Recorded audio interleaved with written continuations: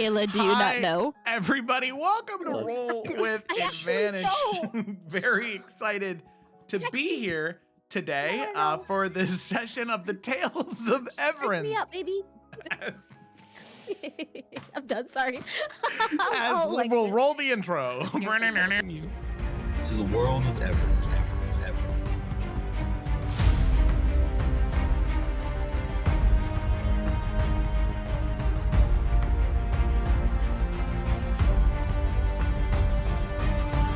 The Seekers of Insomnia.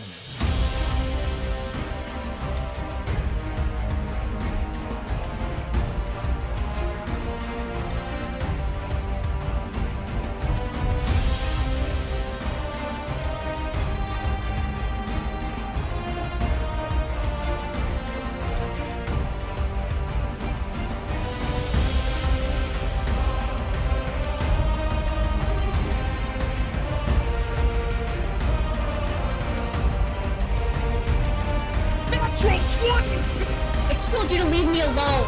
I could do this. I wanted us to live and I wanted him dead. I am so happy to see you. Every party needs a pooper. Raise the blade! John, are you having fun?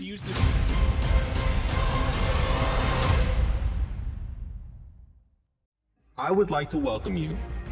Hi there, everybody. Probably a good thing. We're back. We're back. No more bricks here, so let's go ahead and dive into the session. Take it away, Jonathan. Welcome back to the Tales of Evrand session. I have no idea, but I know it's book 7, chapter 12. But before we get into the session, as we do every week, someone reads the summary. And I don't do that. This week, it is Kayla as Kayla. So take it away. It is Kayla as Kayla. I'm bricked up for this, baby. So, book 7, chapter 11, A Dance of Dragons. In our last session, the intense battle with Umbraxicor, a shadow dragon corrupted by the Demogorgon, reached its climax. It was a grueling encounter filled with perilous moments, and Rian was notably knocked unconscious. Enid narrowly escaped death after a fall from a great height, but fortunately, the party's quick thinking, combined with the aid of Orion and Marithol, the two dragons, with a history links to Umbraxicor, led to his defeat and the liberation from corruption. Everything escalated when Yrsa, overwhelmed with recent emotions, struck with the fatal blow as Umbraxicor attempted a final defense with his necrotic breath weapon. It proved ineffective against Yrsa, who absorbed elements and became imbued with the power of the Shadowfell and became a creature of shadow herself. In her heightened state of rage and power, she took control of Umbraxicor, possessing him and compelling him to end his own life. Though the city of Alduin, what the fuck? Dragons? Jesus. Okay, though the city of Aeldon suffered many losses, the party's actions undoubtedly saved many lives. As the session concluded, the focus shifted to the future, with the party contemplating their next steps. Also, thanks to my friends, they have also reminded us that I'm pretty sure Basil and Rian are suffering from, is it called shadow rot? Correct. Correct. They are suffering from shadow rot. Got gout. Yeah. Alduin, what is that? Is that Skyrim? Yeah, That's the dragon from Skyrim. I'm so sorry, Aeldon. It's- All right. Woo. That dragon's Thank on my mind. you, Kayla. Beautiful. So, diving back into the game. All of you taking a breath. Scars, cuts, bruises, blood. You look on the battlefield. Marithol and Orion have returned to their normal states. They also look battered and bruised. You can see that Orion's right eye is closed. Marithol seems to be exhausted. And all of you look upon what is left, the body of Umbraxicor. Upon its death, did dissolve and sunder, but there are bones and scales left behind. You still hear the faint roiling of flame beyond the castle walls.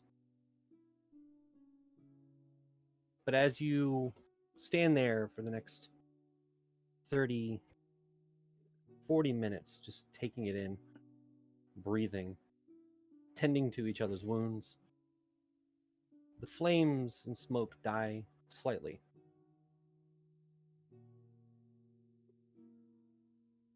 Yursa,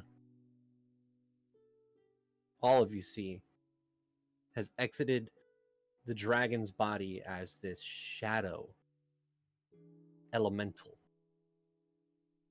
You can see that it looks like Yursa, except her form is wavy and dark. And eventually you see the shadows break away from the body and Yursa returns to her normal self. Yursa, you feel exhausted after being in such a form, but you look around to the party and know that you all have saved the city of Eldon. Thousands, countless lives because of the actions you took, because of what you did. The bubble above the palace eventually disappears. Gak, you make your way down as you stop concentrating. You get down, you feel exhausted. Rianne, your boots flying, let out. Exhaustion, all of you. Except for Gideon, who rambles down onto the ground. The only untouched, really. Basil, the animated figures of the soldiers. Eventually, do you let them go or do you keep them here for now? Basil's going to first give like I don't know, John, for Aelden, what's like a sign of respect? Like what kind of gesture? Is it like a bow or It's like a hand across the chest and a bow at the same time. she's going to do that to them and then dismiss them? All of you watch the 5 bodies clamber to the ground. Then all of you, all at once, hear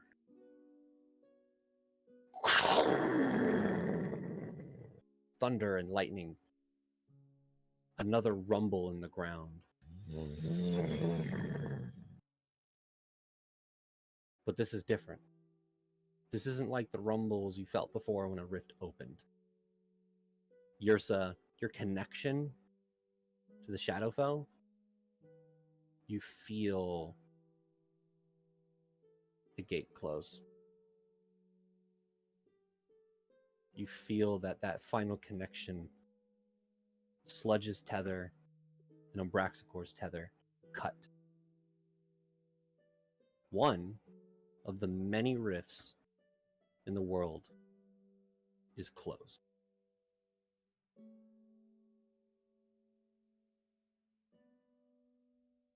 Marithil clambers over. Ah, that was fun, wasn't it? He kind of trips over a piece of rubble. Oh. No, just me? It was. I mean, it was kind of fun.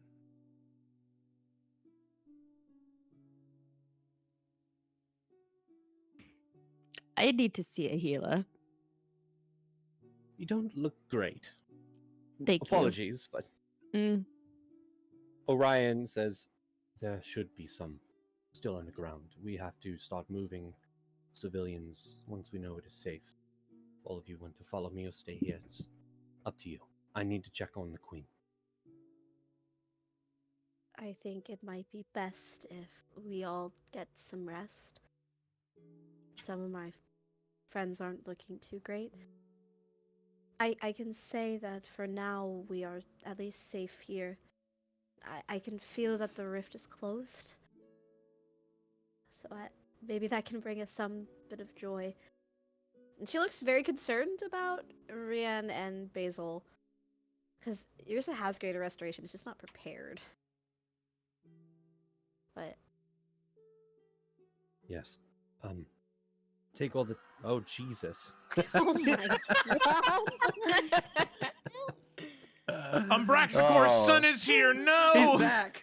He came see to his- avenge his father. I see his come- army's still alive. That's unfortunate. Umbraxicors come back for Umbraxamore. No, sorry. Whoa. Wait, can you upcast Greater Restoration? Or is I it don't- just Does it have an effect? It doesn't or have an not, effect, sorry, but Greater you can- Restoration. Or yeah.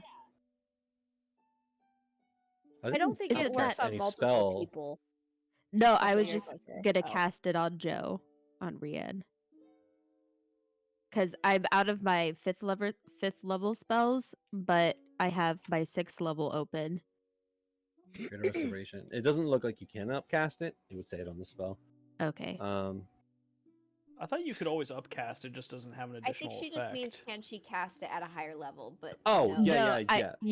yeah. Sorry, Yeah. when I meant upcast, I mean Yeah, it'll you do can. okay. You should be able to cast it. So That's weird.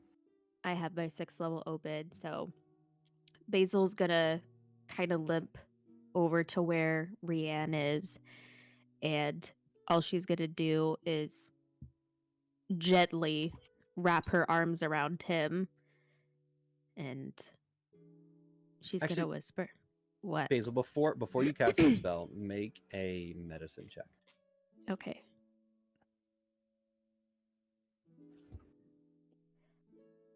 Guidance. Oh shit. Guided. Oh, thank you. John, can I use her guidance? Of course. Okay. Medicine. I got the same 18 on both. Okay. You can tell that this isn't. Why is it so? It's so like the music I pick is just like, oh, this is good sometimes. You can tell that this is not something Greater Restoration would remove. But with an 18, you can tell this is more of a curse. So something like remove curse could probably get rid of this. Ugh, I don't think I prepared it. Wonder if I... Yeah, I didn't prepare it. You can also tell with your 18 that you have time. It'll obviously get worse as time goes on, but it is not. Eldar was dead basically when you found him, so it had already taken a hold. None of you died with this effect on you. You went unconscious, but you did not die. So you can tell with your 18 medicine that you have some time to deal with this. Well, she's still gonna hug. I'm not gonna take that away. Okay, She's just yeah, yeah. gonna.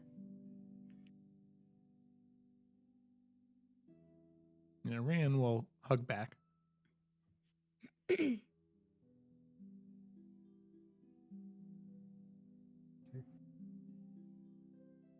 So, Seekers of Insomnia, as Orion and Marathil do leave the grounds of the courtyard, Orion heading back to the Queen and everyone underground. Marathil, you have no idea where he's going. The Golden Guard or Golden Company archers, the ones that are left, do follow, but all of you are left in the courtyard of the Emerald Palace to yourselves. What do you want to do? Do you guys want to go see if the spa was destroyed? I have a feeling that it might have been, but we can definitely go look. I don't think they're going to be quite open for business right now.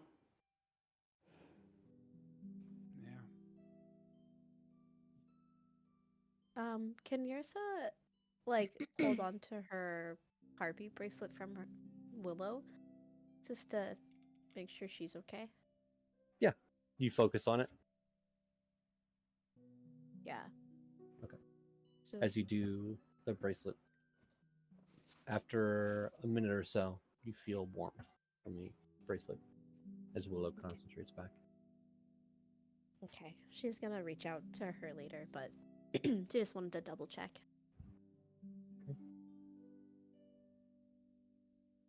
Before the party leaves this area, Enid would like to sneakily grab some of the bone from the dragon so that the party doesn't see.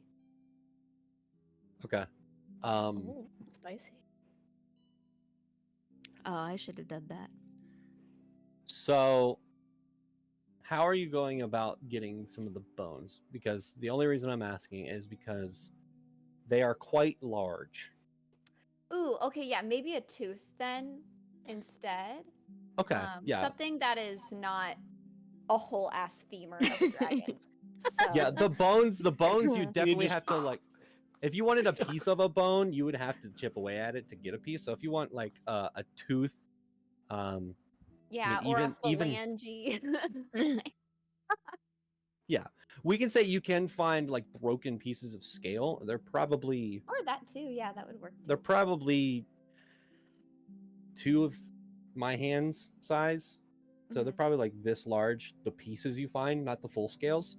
Okay. Full scales are about probably 3 foot in width and 5 feet tall each. Yeah. Teeth. They're also very large, but you can find pieces of broken teeth. I'll say on your inventory, you can mark off 2 pounds of Umbraxicor scale and 5 pounds of Umbraxicor. Pounds. Gotcha. Yep. 2 Umbraxipounds is a new measurement of Okay. weight. So you scale and bone, 2 pounds Yeah. of each. Okay. Yeah. Thanks. You're trying to sneak, you said, right? Yeah, so that the party doesn't notice that she Do you did that. wanna roll a stealth check then? Sure. Really only to see if Yursa and Gak sees you, because their passive is insane. Right. I think that rolled and I clicked the button. Did it not work? Oh my gosh. Nothing Okay. came through. Let me try again. Okay. This time it went through. There you go. Almost a natural fucking one. 20. They probably see me. Gak definitely does. Yursa, what is your passive perception? I believe is 19. It's a 19. You do not see this. So Gak is the only one who perceives you taking stuff. Okay. Okay. What? Are you guys staying in the courtyard or? I don't really know where we'd go right now. Maybe we should go home. We're not much use to anyone at this moment. We need to heal. Should we go get Marithil before he walks too far away and see if he has a way that can get us home quickly? I mean, we have the port glass. We used it today. Oh no, we didn't. We used it today. I was like, when? I forgot. I forgot that we slept. That was a really, really important thing in your summaries. That's very interesting. It was Mad Libs. Ah, okay. Yeah, we can. Let's port home. Feels wrong to leave without saying anything, though, doesn't it? We can say some stuff tomorrow, or whenever we come back. I assume Orion and Marithol are completely gone, right, John? This conversation has been happening quickly. Marithel is taking his time. Orion is gone. Marithel is like about to walk. It doesn't look like he's walking towards the staircase that leads back to the underground. It looks like he's walking through the palace. Do I have time to stop him real quick? Yeah. Okay. Yeah, Ursa would just kind of reach over, or I guess reach out to try to stop him. Marithel, just so you know, um, I think we're going to go home and rest. I don't think we're going to be much help right now, That is especially in fair. the state we're in.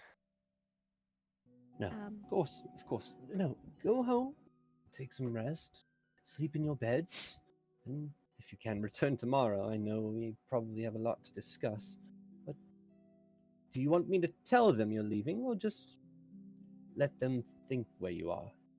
No, I don't want to raise any concerns. You can tell people we've gone, but we will be back, and if there's anything that anyone needs or anything develops, just please someone cast sending and let us know.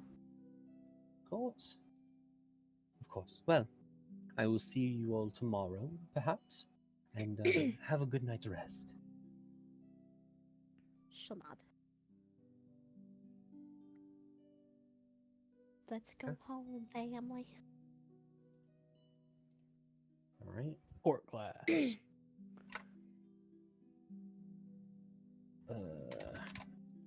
Why can't I? Hold on. There we go. All right. The port glass opens. All of you walk inside. And you return back home. One after another, walking through the port glass. It is such a drastic change. You can feel the chill in the air as through the windows that are open, the sea beneath the keep is blowing up this breeze. You can smell the salt water. There's no more ash and fire in the air. There's clear skies all around in a well-kept keep of Stormhold. You are back home. Quick question. After Enid and Gideon saved Dio, did he come back to the keep? He's not here right now. He was he was underground with everyone else. Okay. Do you think we should have gotten Dio before port glassing? I'll say. Think Go ahead. Sorry. I was gonna say you guys were in the courtyard of the keep. Dio was going with all of the refugees into the city in the mountain that they have. It would have taken some time to get Dio. Gotcha. Well, we'll be back. Yep. And he can make his way. Okie dokie. Before everybody kind of like departs, Ursa would just kind of look at everyone, kind of look at our hands, and then look back up at everyone. Just so you know, I don't think I'm permanently ever going to be a shadow creature. I think just because of my different connections to the rift, I was able to, I suppose, absorb the element of his fire, or his breath, the weapon of... I don't really know how to explain it. But I'm still me. And she just kind of like does a little awkward smile. I don't think anyone's here suspected anything else here, so. No, if there is anyone that I know of within all the planes of existence that could handle magic from the Shadowfell and not be affected by it at all in a negative way, it's you. I think it's only you.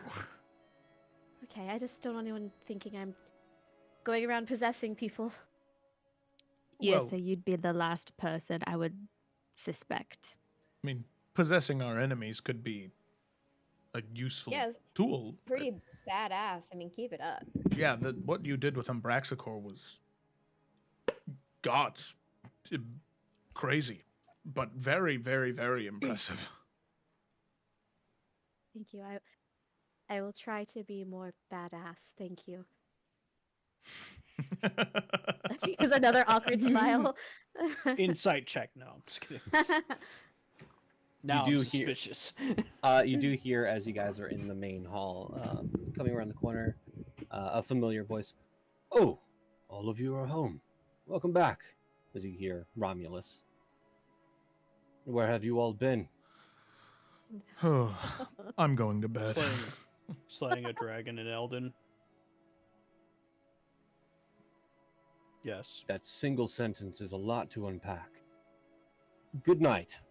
Can Uh, you have someone make food and send it to everyone's respective rooms, please? Of course. Anything particular or just food? Anyone? Maybe Milk some for me.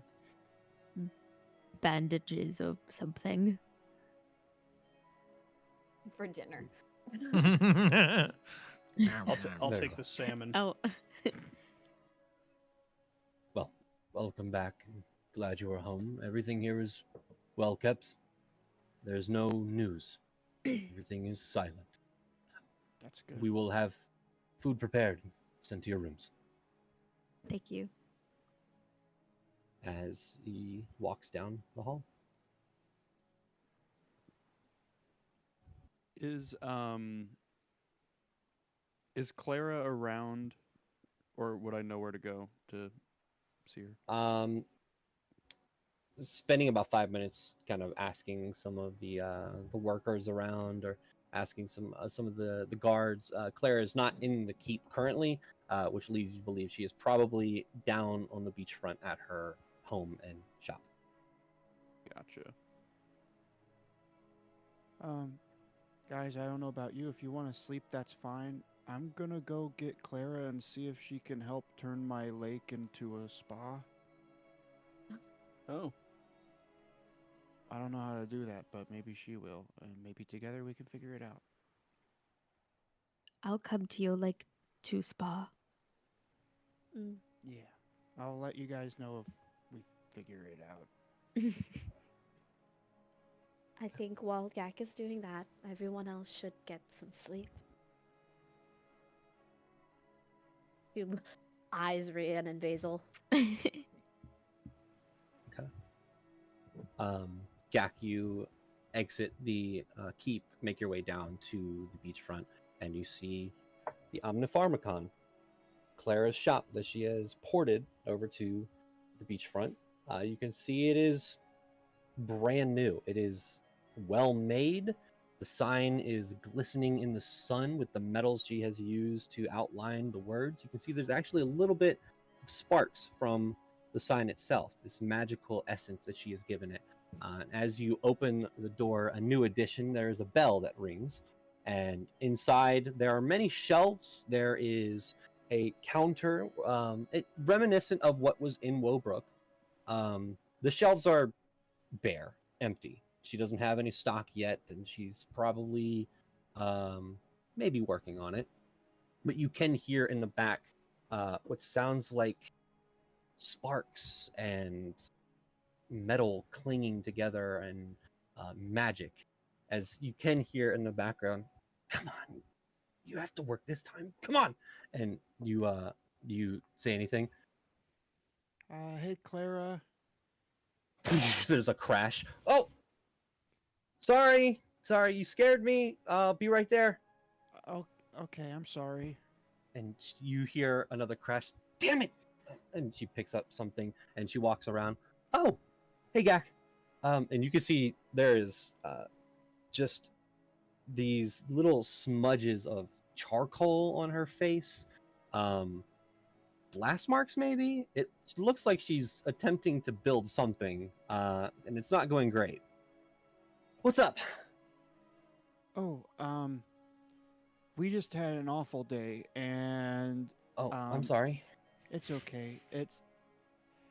I don't want to explain. I'll tell you. We can tell you about it in a second. But we Okay. defeat a dragon in Aelden. Okay. All right. Yep. That sounds normal. Yeah. But I was wondering if you know of anything that could help make my little pond in my room kind of like a spa. Like if we can make it warm or something. Do you know of anything that you can do to do that? 1 second. And you see her start to pull out books from under the counter. No, none of them. Hold on. And she goes into the back. And after a couple minutes, she comes back. Well, I have this. It's old. You can see the scroll. Do you want it to always be a spa? Because this will help. I'd like to be able to make it not a spa sometimes. So no. Okay. Okay. Hold on. And she puts the scroll away, walks around. I think this will work. And she comes out with another scroll. It will probably last about an hour. Okay. Yeah, I just figured. I know a lot of people are resting now, and I'll probably go up and rest too. But when everyone wakes up, it might be nice if everyone wanted to. They don't have to, but to just kind of relax in the spa. Okay. I mean, I can come up there with you. I do have. Well, I say updates, but not really. For Gideon, so. Yeah. Well, we can go back up to the keep, and I can tell you kind of what happened. Okay. Give me 1 second, and you can see she goes off in the back. You hear things moving again, and she comes around, and you see that she has a bag slung around her shoulder. Her face is cleaned up, and you can see that poking out of the bag is the handle of a metallic object that she and puts it into the bag. Okay, let's go. And she follows you to the keep. Awesome. And then yeah, Gak will give her a simple rundown of everything that happened, but including all the cool stuff that happened. Like Yursa's shadow and Gak doing lasers and all It that is a stuff. roller coaster of emotions. It is, oh my god, how many, like, she's freaked out that a dragon attacked the city, and then you tell her about the other small details, and she's like, whoa, that's cool. It's a back and forth of, that's horrible, that's cool, that's awesome, that's tragic. As you get back to the keep, everyone else is in their rooms. She makes her way to your abode, your room, and she goes over to the water, and she puts the scroll on the ground. Did you want to copy this, or did you just want to kind of watch me do it? Oh, I can copy it. And if it's only going to last an hour, maybe we could wait a little bit when people wake up. Okay, yeah, you'll probably have to do this one about maybe 20 minutes before you want to use it. Gotta let it warm up. No, you gotta let it cool off. And she looks at the pond and places her hand in it, both of her hands, and you see this ripple. As she starts to cast a spell, there's one ripple after another and another, eventually until you watch the water start to bubble as she's casting a cantrip called Boil Water multiple times. As she continues to cast it, okay. So in about 20 minutes, it'll be around the temperature that is okay for somebody to climb in. Right now, it's boiling, so don't get in now. It'll hurt. Okay. And then Just I can do that too. Yeah, just copy the spell. It should take you like an hour to copy it, if not less, and then you can cast it later. Okay. Oh, well, thank you, Clara. I don't know if Gideon's awake or not, but I think he is because, as you can see in my room, there's food. I will go talk to him then. So I think Gideon's probably eating a little bit. Okay. All right. Well, I will see you later, or around. Yes. Thank you, Clara. I appreciate you. I appreciate you too, Yak. Talk to you later. And she walks out. Yeah, Gak will probably just start copying the spell. He's tired, but he just doesn't want to sleep. So he's just going to work on that. It is a homebrew spell, so I'll have to create it, but it is boil water. It's a cantrip to let you boil water. Hell yeah. I imagine Clara made it. Yeah. I can't wait for Nick to use this against you 30 sessions from now. It's a ritual cast. Oh, Can't use it against me if it's a ritual. That's not true. I'll figure it out. It's fair.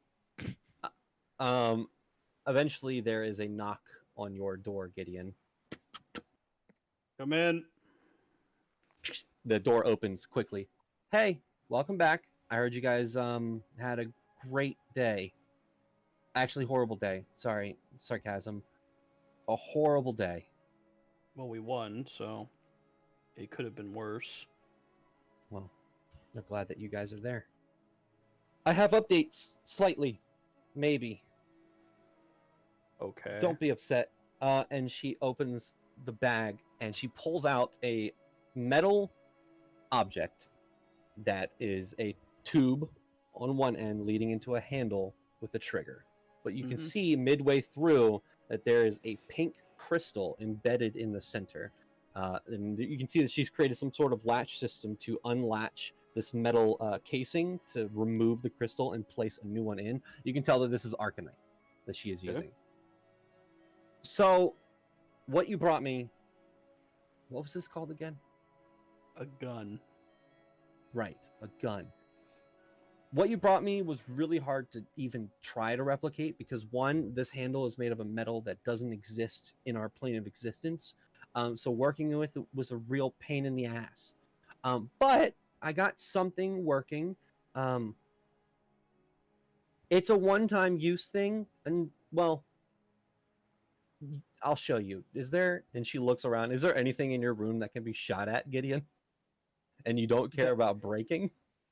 No. Absolutely not. She looks around. The wall, I guess, if you're going to shoot something. Here. And she takes one of your flasks and places it on the ground. Oh, like it's one for of my science. vials? Yeah. Okay, And that's she fine. points- Oh, I was like, I don't have a drinking problem. Shut up. She points the gun, fires, and you hear a whoop as it shoots this purple, pinkish bullet, a magical laser at the glass. It shatters, but then you hear glass breaking as from the casing you can see the crystal inside has broken. Yeah, so that's a problem. But you can also see that there is a small crater. Not crater. There's a small divot in your floor from where the gun shot. It deals damage. A lot of damage. Impressive. Yeah, I have some tweaking to do. I think it's way too powerful for the crystal that's inside, which is obviously causing it to break, but I don't know how yet to focus that energy. So it's kind of a one and done thing, and it takes a while to put a new crystal in. Is there no way to strengthen the container that holds the crystal? It's not so much the container. The container's fine. It's the amount of power I'm trying to push out of this crystal to actually get it to fire a shot. I haven't created a focusing mechanism yet, but I think if I use... I've tried different metals. This magic is volatile, but it'll be usable maybe soon. How much do I owe you? None. Well, that's a lie. I've had a lot of fun There we working on go. it, but the Arcanite is very expensive, so probably about 1,500 gold pieces. Gideon will count it out and hand it to her. Nuh-uh, because we have so much Arcanite in the group inventory. I thought we used that for something. We did not. We were going to, but we didn't. Oh. Evrand, that's the one thing I knew I was missing. And also, the gun is for the good of the group, so it should come out of the party fund anyway. We have 10 pounds of Arcanite and 10 pounds of Kyberite. The Wizard's Tower. I mean, how much Arcanite does she kind of need, or how much has she gone through to kind of make us even? I'll say that will last for a little bit. 10 pounds is not a large number for Kyber, but like one crystal is probably half a pound. So there's about 20 shots there. Nice. Are we good to give her the full 10 pounds, or do we just want to give her like 5, or what do you guys want to do? I'm okay with it. You ball out. I don't know what Enid we use it for, so pop Yeah, off. I mean, it's good to be used. I will say this. If this gun becomes functional soon, you'll need ammo for it. So if you give her all of the Arcanite, then you won't have ammunition for the gun. We'll give her More. 6 pounds. Okay, so And that we'll gives her keep 12 4. shots. Okay. Arcanite. And if we're lucky, she won't go through that all. As you, who has the bag of holding? Gak, right?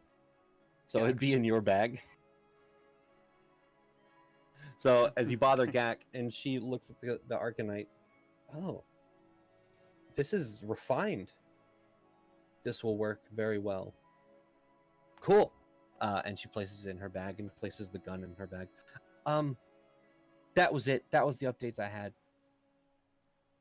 Oh, you made it sound much worse than it was. You've done excellent work. Yeah, I've just been working on it way too long. It's starting to frustrate me. In a good way. Take a break. Not until it's done. I understand. All right, well, If you ever want a second pair of hands, let me know. Assuming I will. have the time, you understand. yeah, you don't have a lot of time recently, but that's fine. Get some rest. Will do. I'll Thank talk to you Clara. later about it. Goodbye, Gideon. And she walks out and leads you to your devices. Obviously, food is handed to all of you. You have a great meal after a grueling past continuous 2 days. I forget who exactly had all of the points of exhaustion, but you did. We all had one. Yeah, I don't remember if anyone had more. Okay. Uh, Oh, yeah. Basil did, I think. Basil had 2 points for. Oh, I'm at level 3 exhaustion. That's right. That's right. Okay. Made a con save, and then got 2 levels of exhaustion. Yep. Yeah. That was because your strength is like a -2 right now. Yeah. Womp. Jesus. Whoa. Be like that sometimes. But we That- get a do long be. rest. Of course, of course. But So- Basil and I are still vulnerable to the necrotic, right? Correct. It is. I'll say. I'm not sure if Hasn't I been a actually month. marked it. It definitely hasn't been a month. Yeah, no. I'll say for the sake of just keeping track, the next month is Nightal, and we'll say on the 5th of Nightal, you will. Actually, I'll make a note here. No more vulnerability for Basil and Ursa. There we go. Boom. Note saved. Woo. Ayy. It is currently the 13th of Uktar. So, as all of you, I assume, are resting and taking your long rest before having Yes. conversations and figuring out what you're doing next, correct? Yes. Okay. I was going to have one thing that day. Okay, that's fine. How do you Uh, spell Uktar? UKTAR. I like Ook Power. It's my favorite month so far. Lots happened. But yeah, so staying up a little bit later than usual, working on some stuff. Before Gideon goes to bed, he is going to cast Dream. Okay. And he's going to attempt to visit Basil while she is resting. Okay. Hello. So, as you cast Dream and start to walk into the dream world,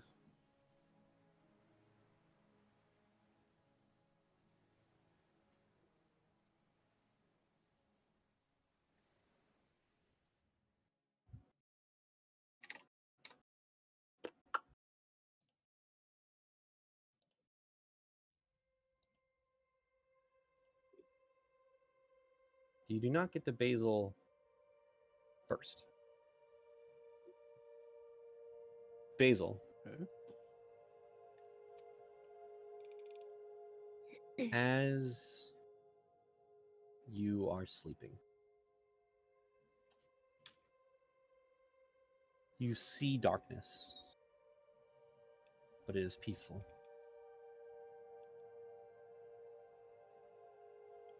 In this dream, you wake up and you are back in your garden in Wodale. No hole in the ground. Your plants perfect, well kept. And standing in the field is a figure cloaked in shadow and dark. Ravens at her feet. Long black hair, sallow face. She looks towards you. What do you do?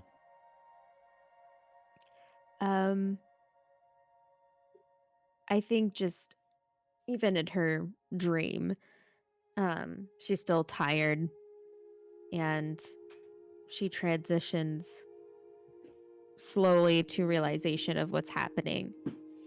And I think she'll kind of do like the slow walking, turn into a jog to go to her mother. Okay.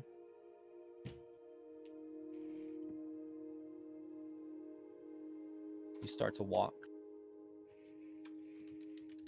It does feel, though, as you are walking, that she continues to get further and further away. Or like she's not moving as you walk towards her. Basil's gonna stop, obviously confused.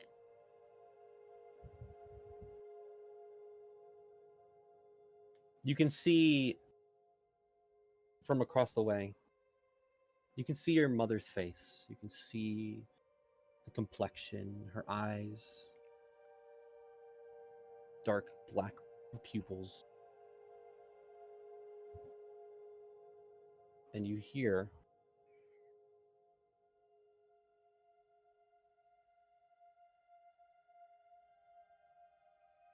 "What have you done?" What? I don't understand. I just fought a dragon?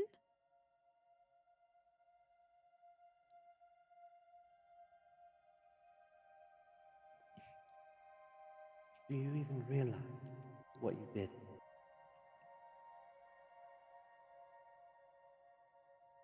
Uh, I I don't I don't know.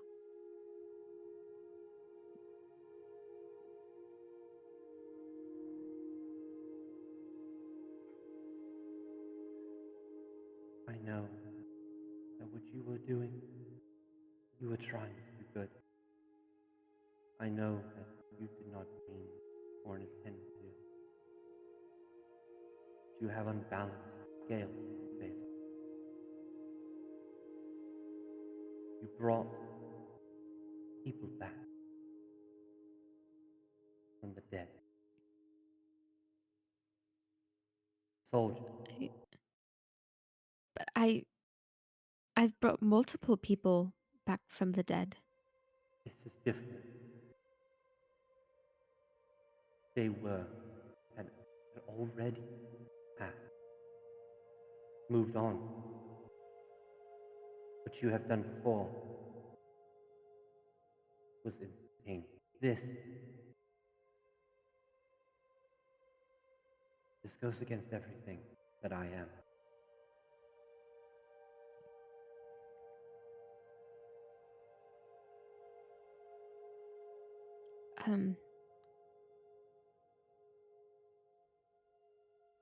I guess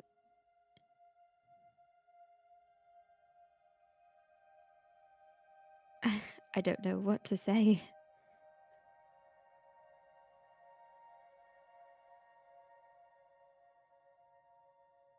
I didn't do it for a malicious way. I didn't do it to.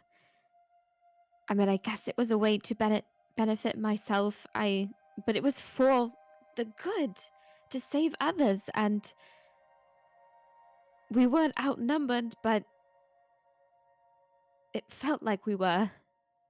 Although that may be true, you broke the oath that you have made. Do you even know my tenets? What I am? Yes.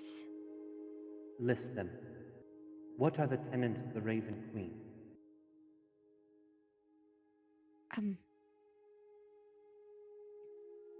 I don't know the exact words, but I know you.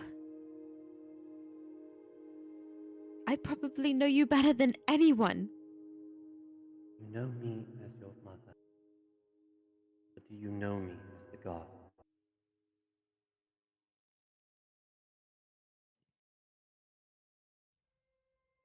I thought so. Do you not agree?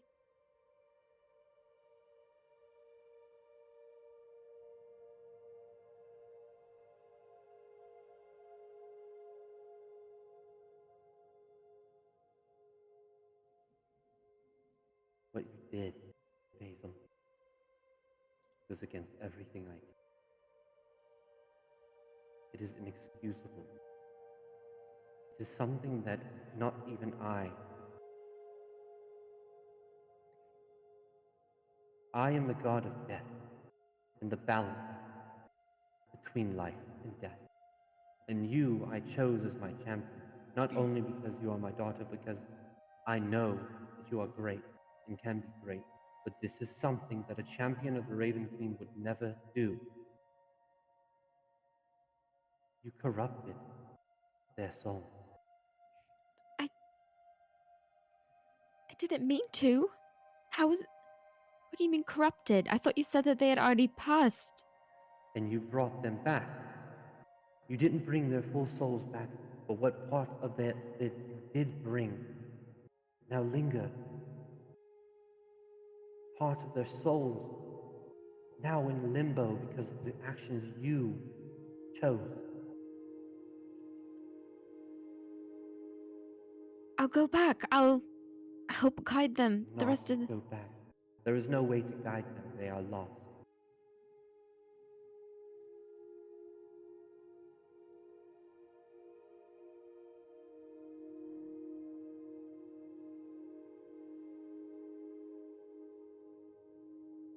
This is a lesson, Basil. I do not come to you as your mother. I come to you as the god. And you can see that the facial features, you immediately see this porcelain white mask, and her figure grows large, and everything around you turns dark.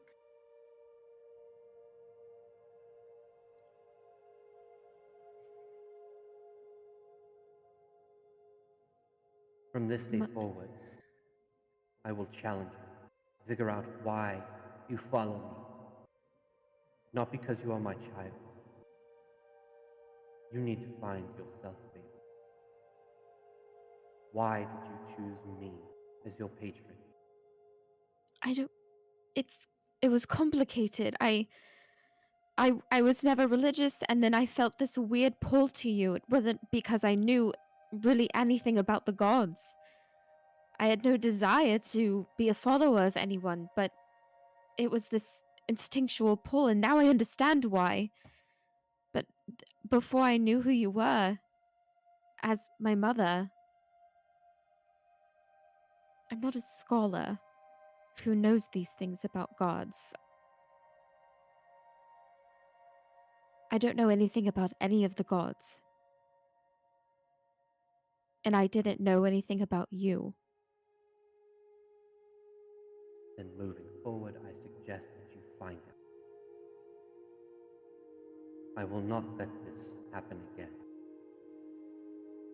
You cannot pray what I am again, Basil, as my champion.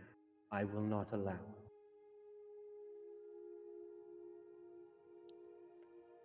I will make you this promise. If you make me one.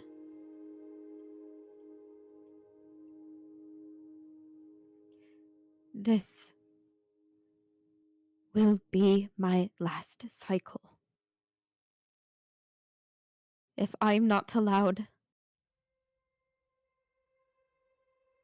to do this horrible thing of ruining souls, then you, as the god of as the Raven Queen, should not be reincarnating me.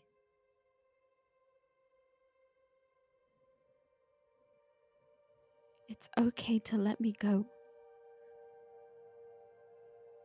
You've been a great mother. Even before you were the Raven Queen. You did everything to protect me. Because you loved me. And a true and loving mother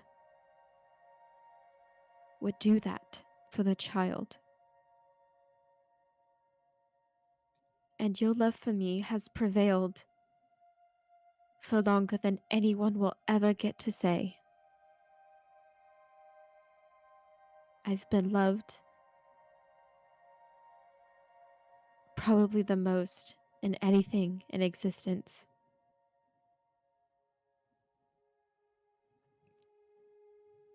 But I think it's time for let this last life be the best one and the most meaningful one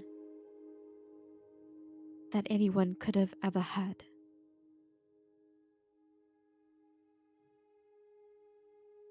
You can tell that the Raven Queen is listening. After a brief pause, you hear, Basil Alvain, this is your last chance. Upset the balance again, and I will avert my gaze from you forever. Do not disappoint me. And find a reason to why I chose you as my champion.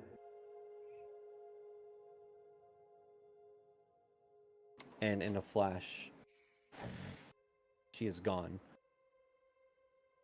And you are back in your garden.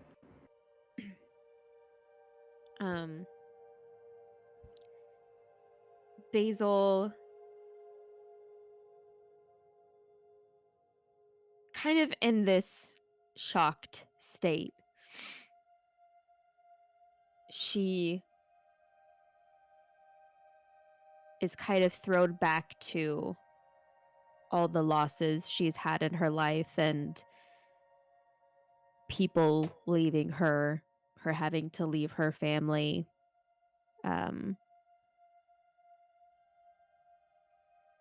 She walks over to the nearest flower bed and reaches out to touch one of the petals.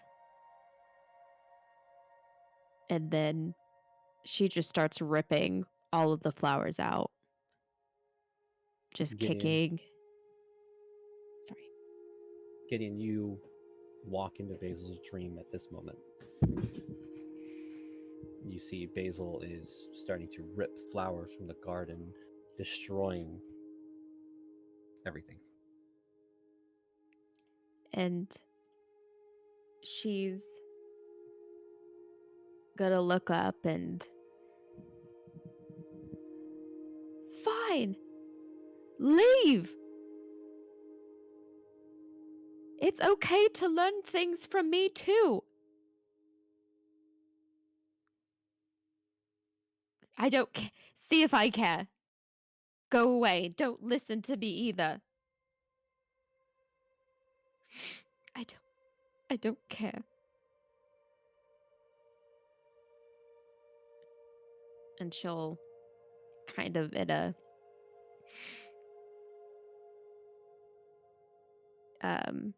trying to think of the word, kind of surrendered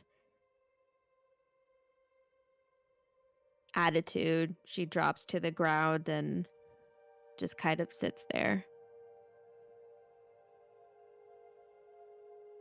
Weird question, John. Since Gideon has no idea what the fuck he just walked in on. Just like kind of like sensing the magic as he's kind of become more attuned to like dreams and nightmares ever since Ishna's death. Can Gideon tell if this is a memory versus something else has happened here?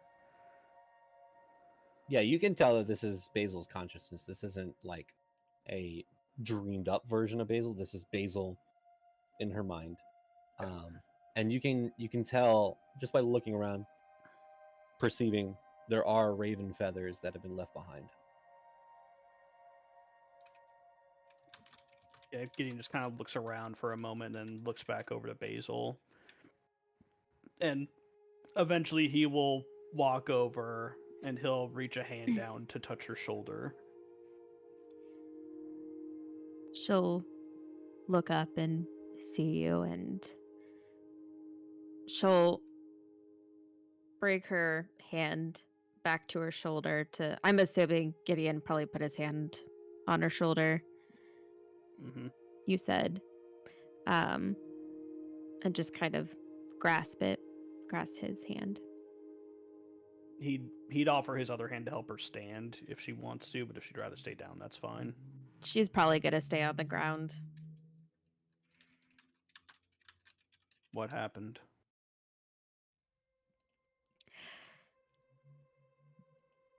I did something wrong, and I didn't know when I was doing it. And apparently, that simple mistake was bad enough for my mother to threaten to leave me. And I made that accident trying to help others.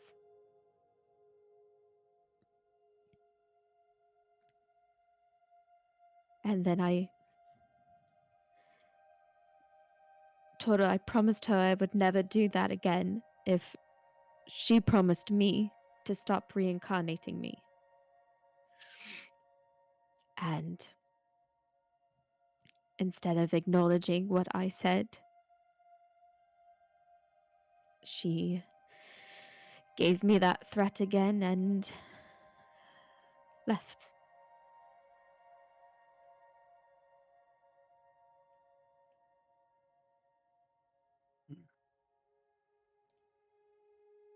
Gideon will sit down in the dirt with Basil. It's not a dream. It's a dream, so he's not like a clean freak like he is in real life right now.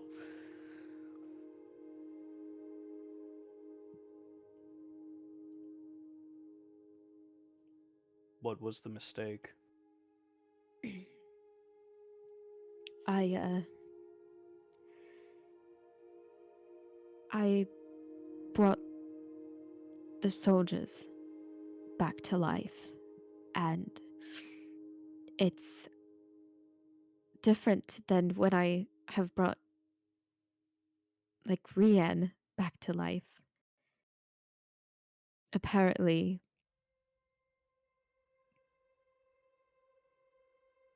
I ruined the afterlife. And I didn't mean to. Now a part of them is stuck in the place that they died. And they will forever be there.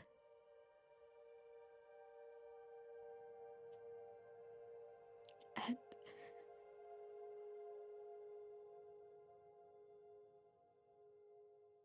I'm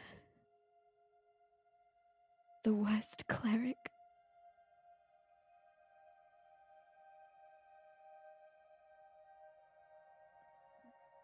I think the cleric that made us pay to cure Ursa was much worse than you. For what that's worth. Basil, as you know, I'm not the best in situations like this. Did you want me to just listen, or do you want to talk it out.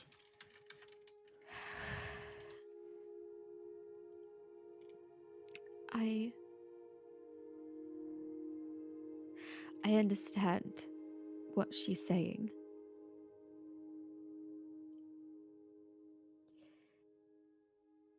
I am frustrated because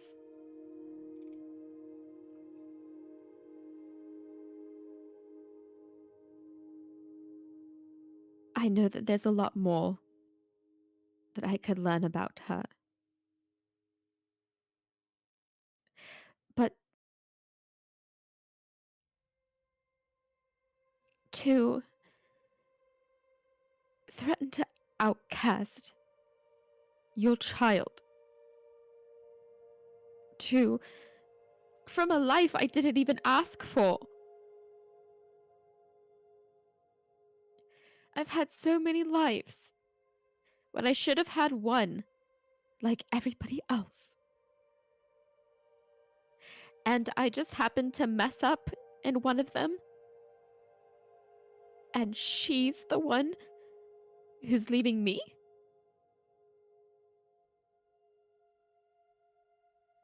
That is selfish.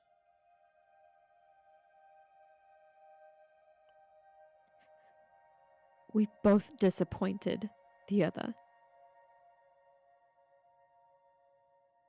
But only one of them is acknowledging it.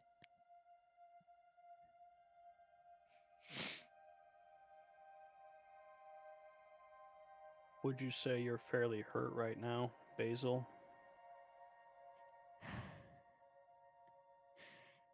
I feel hurt,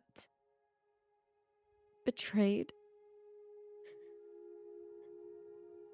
like I'm not trustworthy, or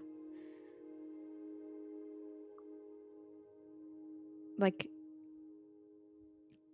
undeserving of what I can do and being doubted.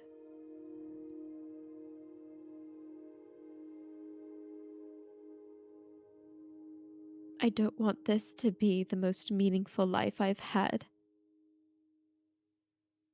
but end up being the saddest.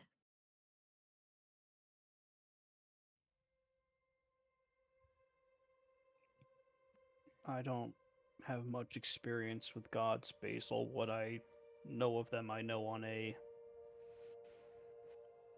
practical level, an academic level, I suppose you could say.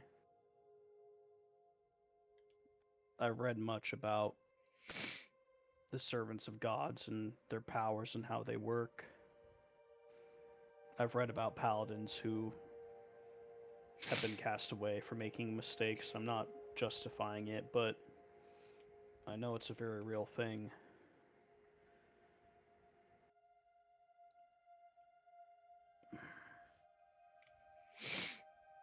I didn't ask for her to keep me here.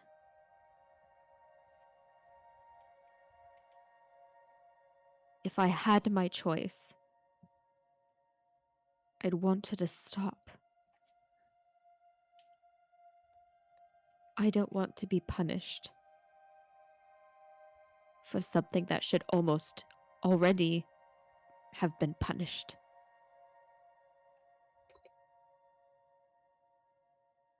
Do you believe she still loves you?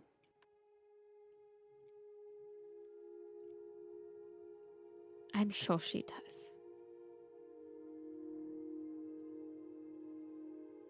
I do think she still does.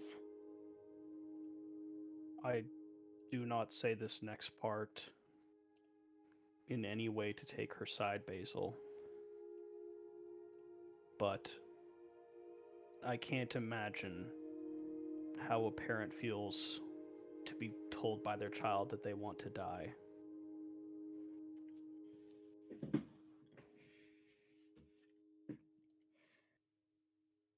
However hard that was for you, I'm imagining that moment was very hard for her for her to hear. I'm not asking to end a life prematurely. I'm asking to let this one be my legacy. To let this be. Let this be my choice because it should be my choice.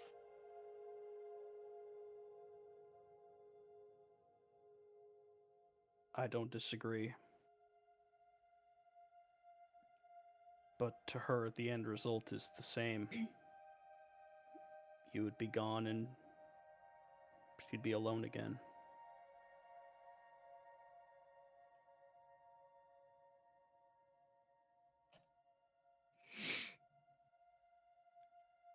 I don't know what to do in this kind of situation.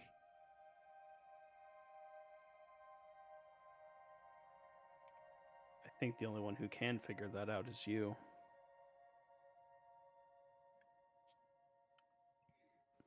I wish there was something I could rattle off a book that would give you your answer, but I don't think something like this is that simple.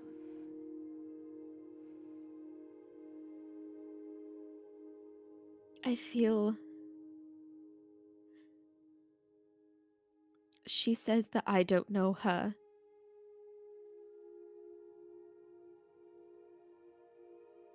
Other than the fact that she's just my mother.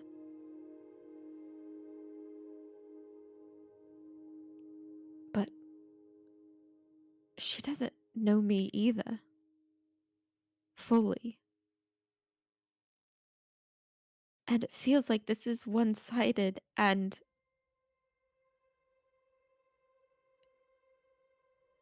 she's taken away my choice to eternally rest. But I would never threaten to turn my back on her.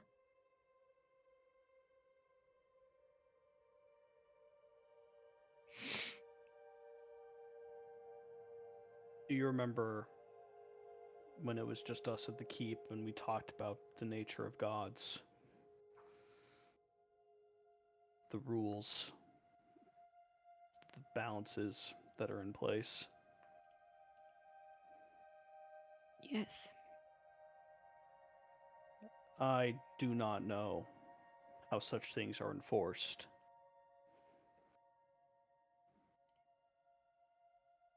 But she sounds worried about whatever it might be. It's not an excuse. But, like you said, she is your mother and the Raven Queen.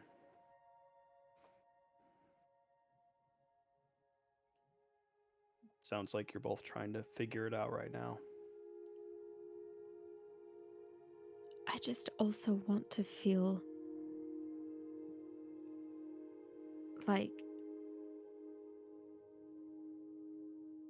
she trusts me as much as I trust her. And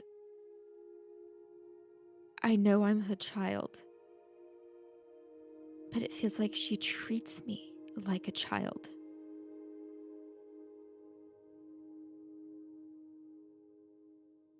And I don't want to feel looked down upon just because I'm not a god. Or especially because I'm her daughter. But I will do what she says. I'll brush up on the Raven Queen history and try to figure it out. If you ever want someone to read with, I can always make time. I would like that. Thank you. I'm sorry if I wasn't much help here. No.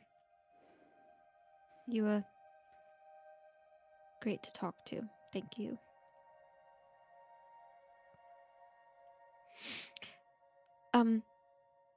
Why were you in my dream?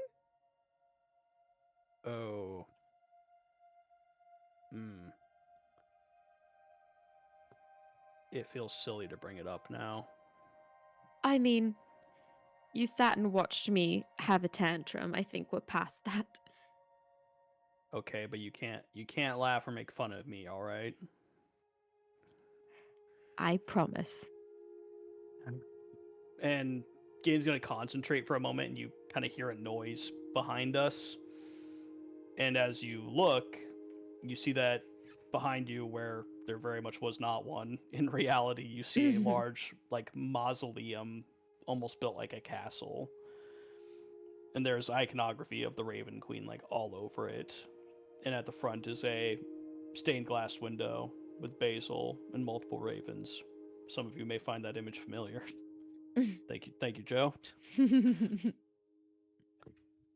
Well, I did tell you I would try to find a way to help you better communicate with your mother and perhaps find a way to stay with her.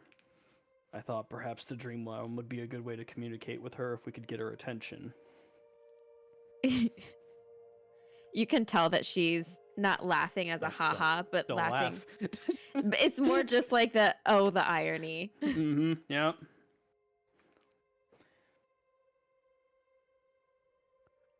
For the record, just because I did it in my sleep does not mean it wasn't very difficult to do.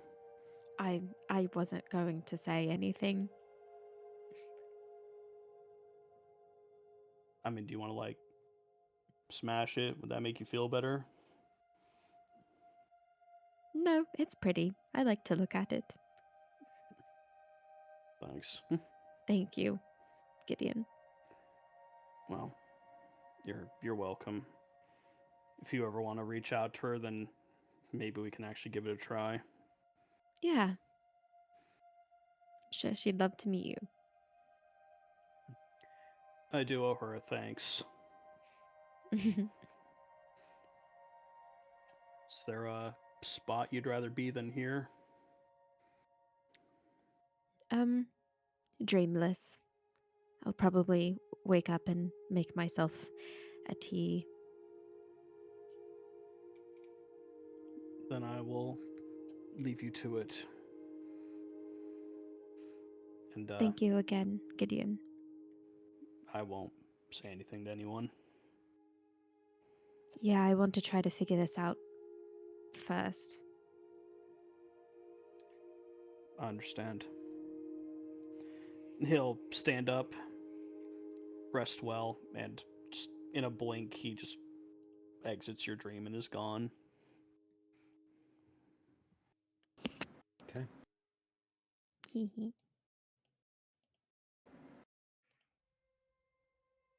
Time passes. And eventually,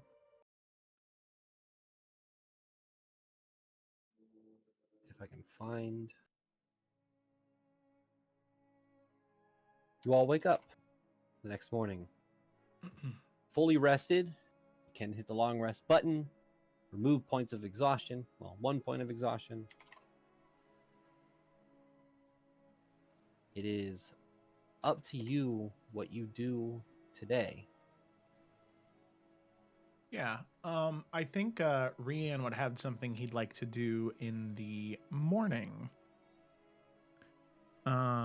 Where is Yrsa at on this early morning?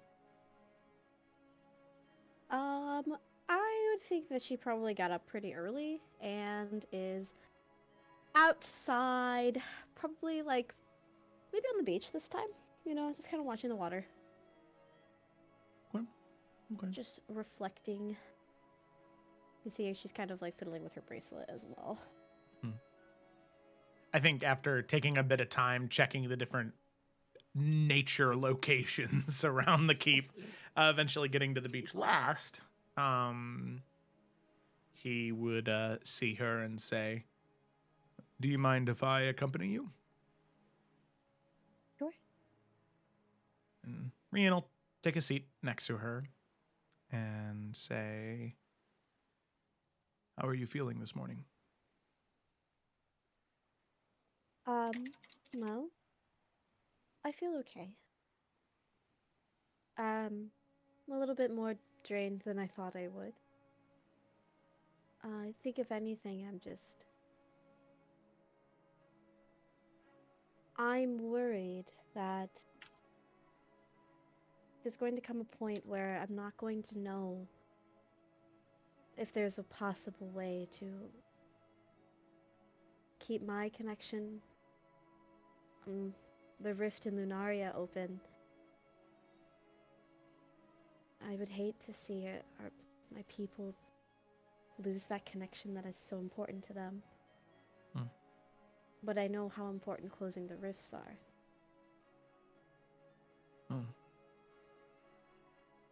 I think there's a difference between planes of existence that have more positive energy and those that have more negative energy. I agree, but what if the rift becomes volatile? What if something... I mean, and you know, there are some creatures in the Feywild that are none too kind, to say the least. What if there's a creature there that is corrupted? Corrupted by the Demogorgon, just like Abraxacor was. What if what happened here in Alden happens in Lunaria? What if it happens to every rift? That's his plan, isn't it? And I suppose I worry that my own selfishness is going to be what keeps that doorway open. I don't know. Quite a bit for 8 a.m. thoughts, huh? Well, it's all very valid to consider, but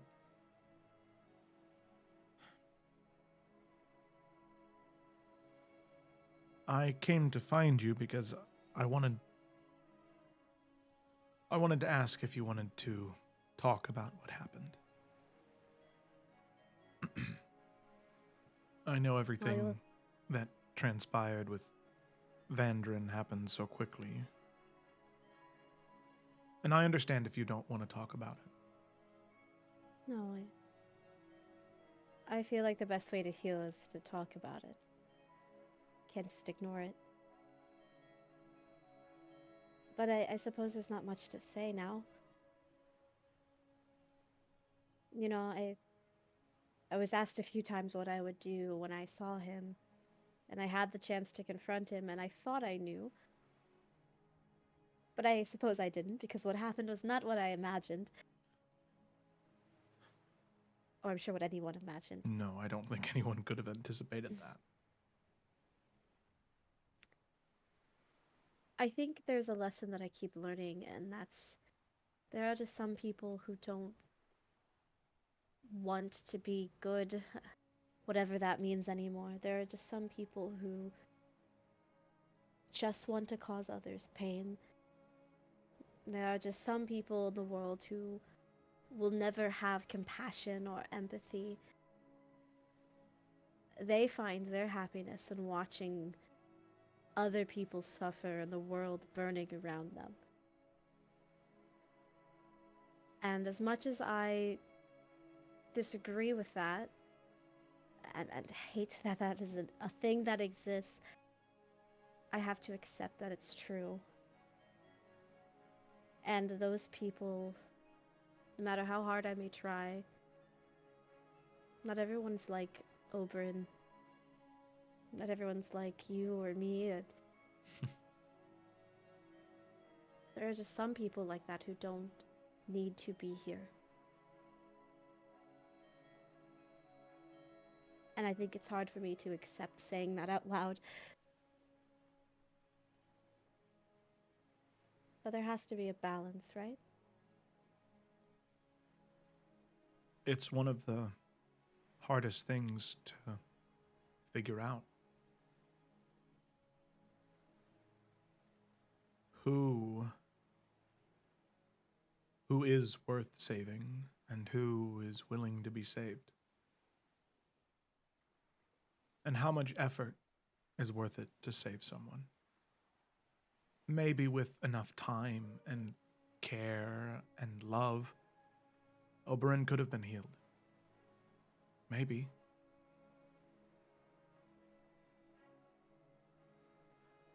But sadly, there's no point dwelling on what ifs.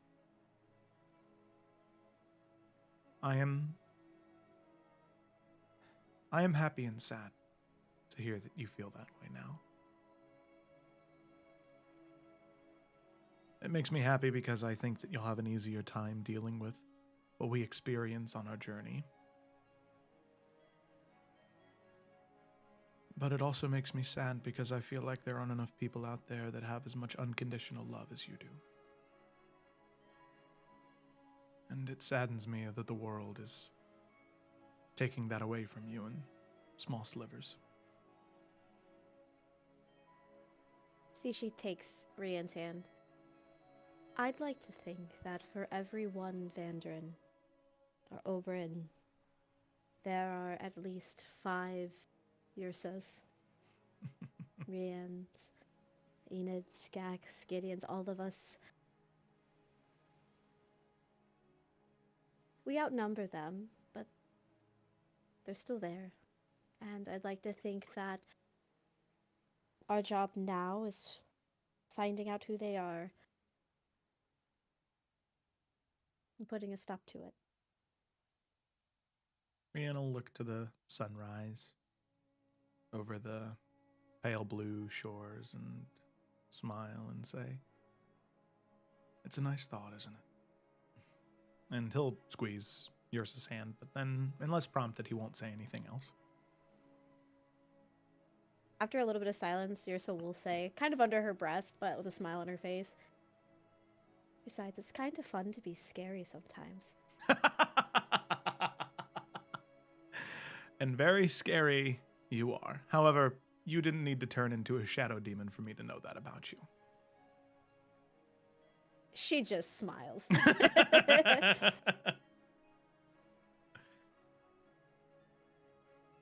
Scene. Okay. Oh, thanks. As Rian and Yrsa overlook the coastline, I would ask Enid, what are you doing? Oh, you picked me. I am chosen. There's 2 left. I had 2 ideas. Both of them are pretty short.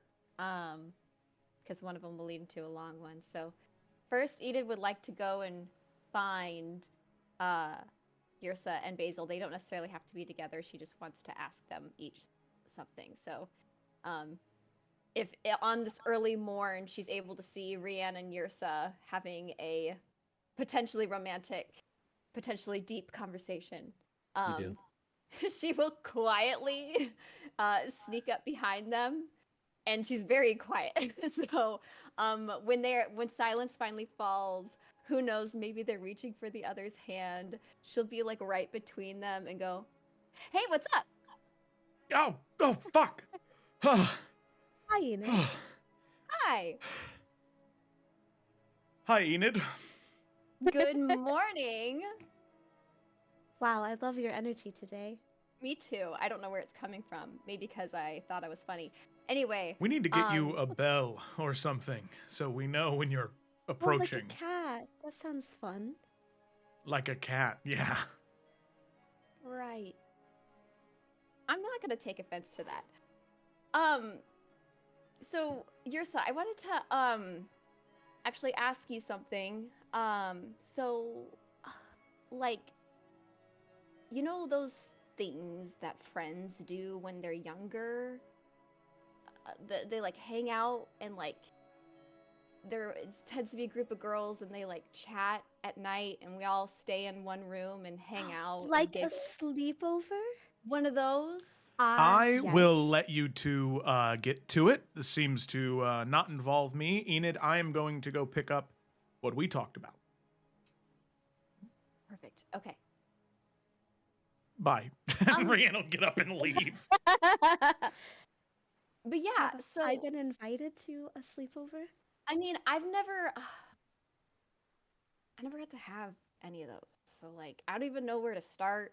I don't know if it should be in my room or your room or Basil's room. I haven't got to ask her yet, but like, yeah, I thought, you know, we might goodness. die next week, so maybe we should do it this week or something, you know? I absolutely agree, and I think that sounds wonderful. Willow and I used to have sleepovers all the time. I mean, we lived together, but they would be sleepovers regardless. But at least you know what you're doing. I Oh, just heard yes. about them, so We need to find Basil, and we need to make a plan. okay.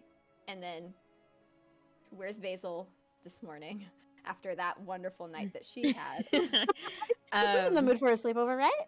Yeah.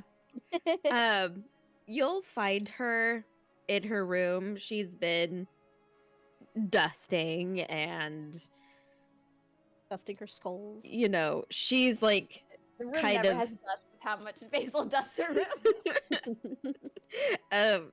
she's kind of she does what I do. I stress clean. So that's what she's gonna do. She's when you walk in, you'll see a bunch of different teas brewing, and she's packing different spices and stuff into little bags, and you know, she's doing her little witchy thing. Hell yeah. Knock, knock, knock. Come in. Hey, so we have an idea for tonight. The little sleepover plan. Da, da, da, da. What kind of sleepover? Are there different kinds? One where we sleep over? No, And there's we just tell one stories? kind. Yes, we'll do that one. Yursa feels something fly over her head. So does Enid and Felicity. I'm a dunce. Okay. Because you're not a whore. It's okay. Yursa definitely feels something fly over her head. Yeah, so I just thought maybe, you know, it'd be fun, but if no one wants to do it, we don't have to do it. It sounds kind of lame, I know. Oh no, I want to. It sounds lovely. You- There's nothing lame about it. Basil kind of gestures to her rib. I can make time. Okay. Well then, if tonight works, sleepover tonight? Yes. Yes, I think what would be a lot of fun is if everybody brings a special gift. That'll be fun, right? People bring gifts to sleepovers. Let's do that. I Okay. will bring a gift. Oh, and then we can exchange them. I've never brought a gift to any sleepover I've ever had. Oh, but it's like a surprise, right? I'm down. Okay, great. Yursa's running out of the room. I'm going Wait. to figure out my gift. Okay. Kayla, Yes. did you bring gifts to sleepovers growing up? No, I don't know why Yursa said that. This I think just it's a feels gift, like something though. she would say.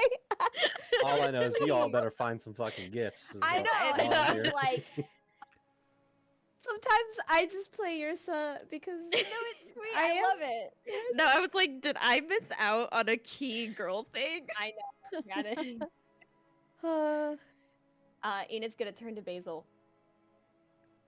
I'm gonna look for some presents.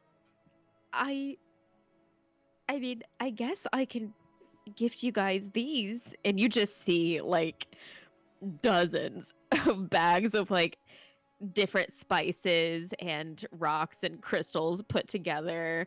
They're all labeled, you know, one of them is like stress, one of them is like protection and These are sadness. rocks for protection. So you just see a bunch of them, and she's brewing some coffee, or not coffee, some tea, and you know, Basil's kind of cuckoo banana crackers, but you can tell that she's a little extra right now. Is everything good? I mean, you're doing. I mean, this is you normally make, you know, a bunch of stuff in the morning and dust and things, but is anything? I mean, are you feeling better? I know you had like a curse or something yesterday, so. Is my curse still there? I still have it. Rachel, you can haven't cast prepare remove. curse. Oh, I forgot. I do have that.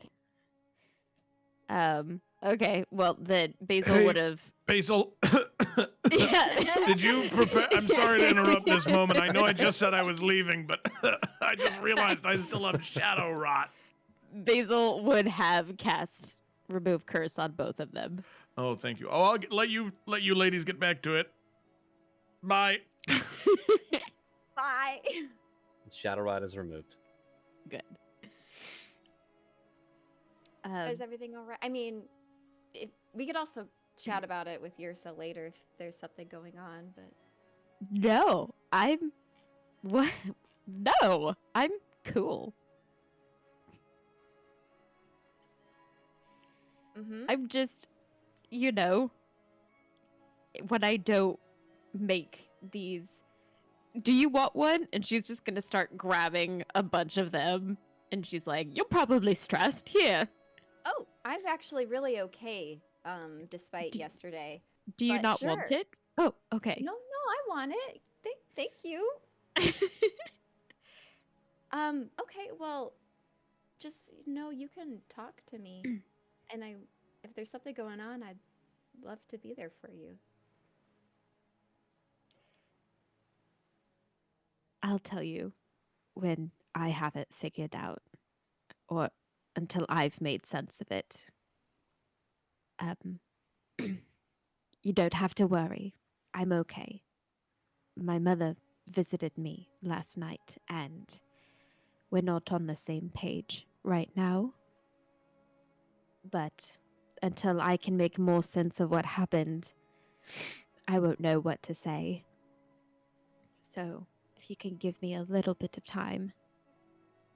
Yeah, of course. Well, good luck with that. And whenever you want to talk, if ever you want to talk, I would be here for you. So, but thank you for the rocks. I'm gonna go find my gifts.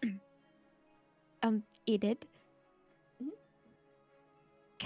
Can I kiss you? Yes, and she's gonna kiss her. You just go into like drops the rocks. You're so freaked on the corner like she's about to say something else, and then she says, "Oh, never mind," and then she walks away. Just full blown make out. It's like, I mean, it seems like you're having a bad morning. I guess I'll just leave instead. So that was concluding the first thing I wanted to do, and then my second thing was with Gideon. But if we want to move on to somebody else, I can wait. Well, Gak, what are you doing?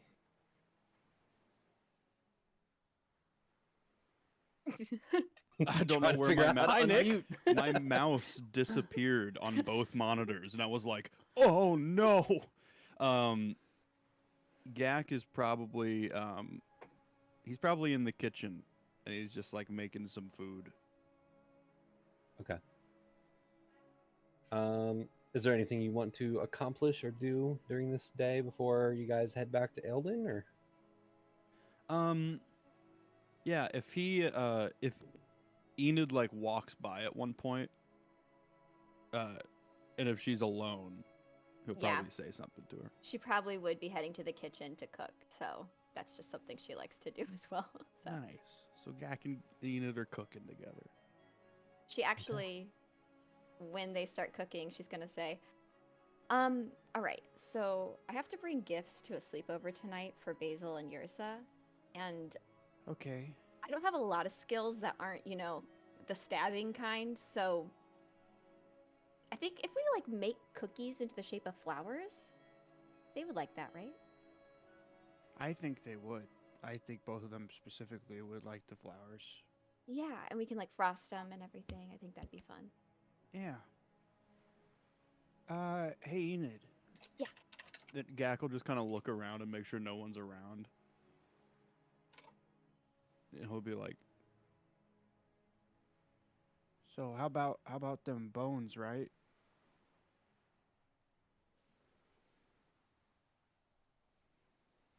I didn't know. I don't know what you're talking about. Continues to the in mixing bones. bowl. Like the teeth and stuff that you grab from the dragon. Oh, that. You saw? Shit. Yeah, I saw because you were like in the background going like. Okay. And I think that if you just walked over, I wouldn't have thought it was weird. I'm gonna be very honest with you, Gak. I was scheming to use those for something, but my plan has maybe fallen through. So maybe we can scheme and use those in something else. That could be fun. Yeah, I feel like you would be into that. So. I don't know if I've schemed before. Oh, you have. You a pronker. I remember. Oh, is your schemes a pronk? It can be. Okay. All right, and then she will go in and tell him. I'll text you. I'll text you, Nick. But Okay. I'll tell you the reason why she grabbed him and why she's not using it for the original idea anymore. So. Cool. Okay. Cool. Yeah. That's true. I'm sorry. I know we don't normally read the chat like on stream, but Ryan said Gak was also involved in the political assassination of Oberyn, which was a pretty big scheme. I'm just saying. That's true. Best we just never prank used the up word. there. We never used the word scheme. So Or Gak prom. learned something new.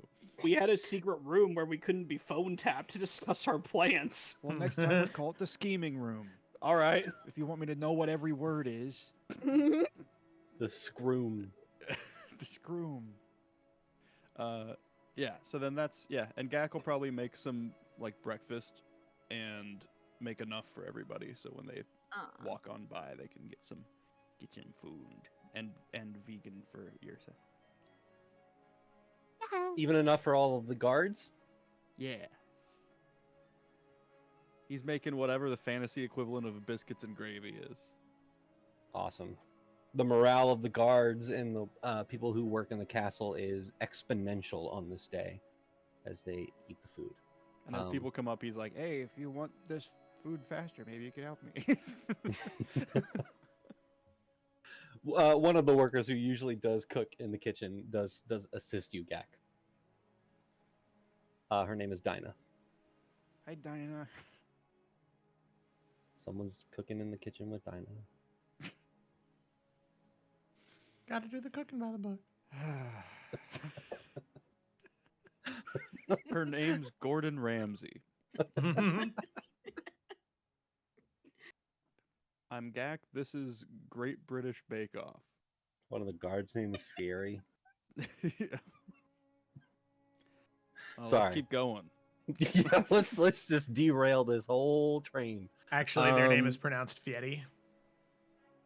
That's true. Sorry. They're from Siri, so people always mix up the way it's pronounced. Yeah, that's but true. That's true. Just like how people sometimes think Rian is pronounced Ryan, but it's one of those situations.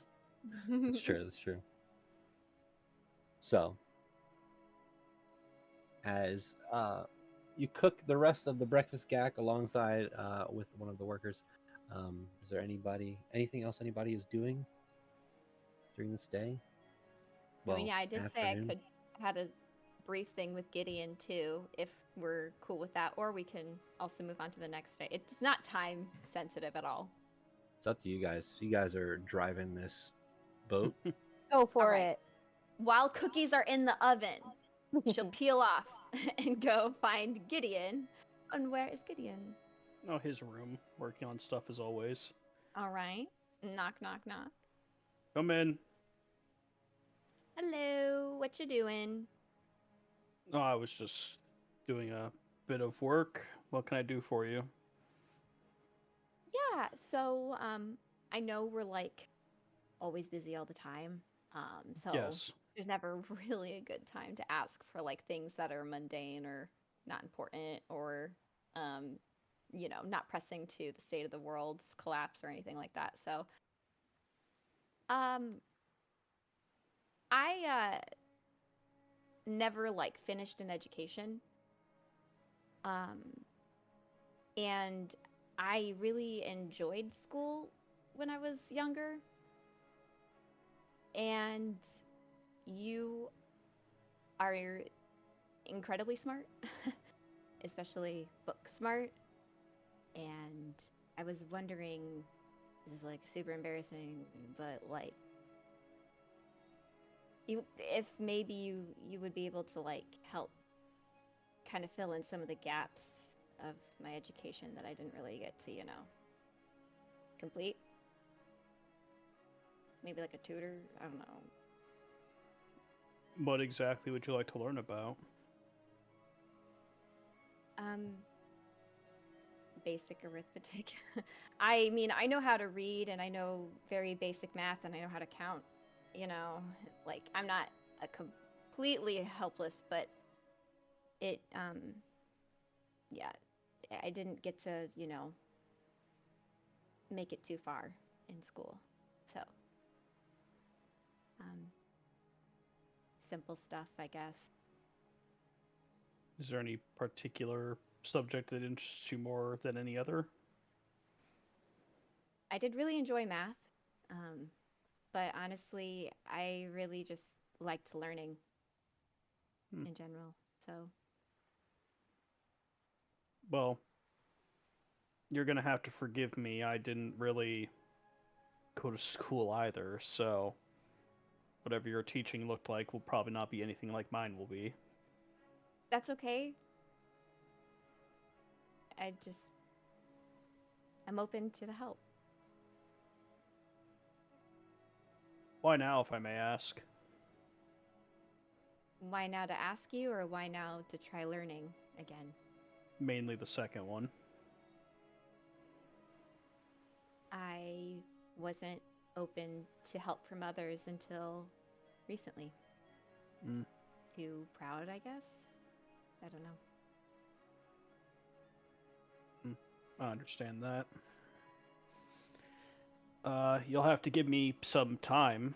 I haven't put any thought into it yet, so it's going to take a while to figure out where to go. We might need to sit down some point and talk, just so I know more of exactly where you are right now, so I can figure out what comes next.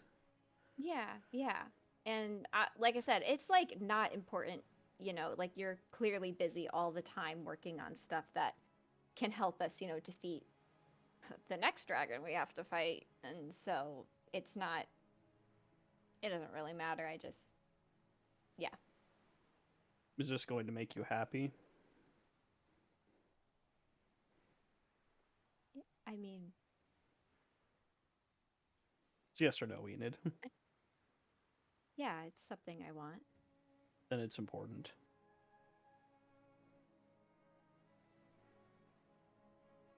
Thank you.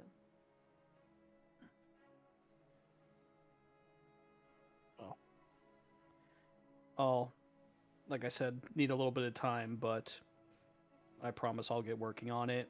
There's a lot of stuff that I do physically that is more muscle memory than anything I can plan while I work as well, so I'll Okay. try to get back to you before too long. No rush. For real.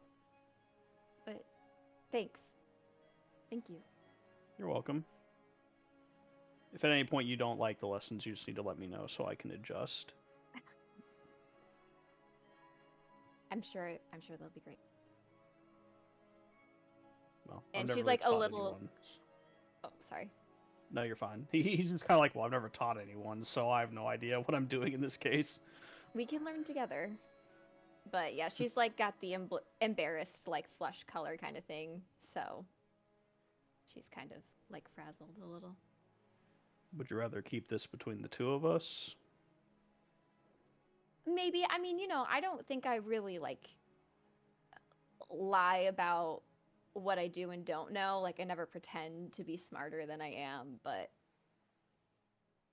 I guess it goes back to the whole pride thing, maybe. So I shouldn't be embarrassed, I know, but I am.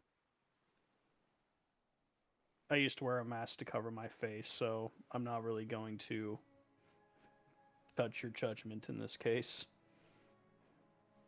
We all approach things at our own speed. Not a word to anyone. I appreciate it. All of it.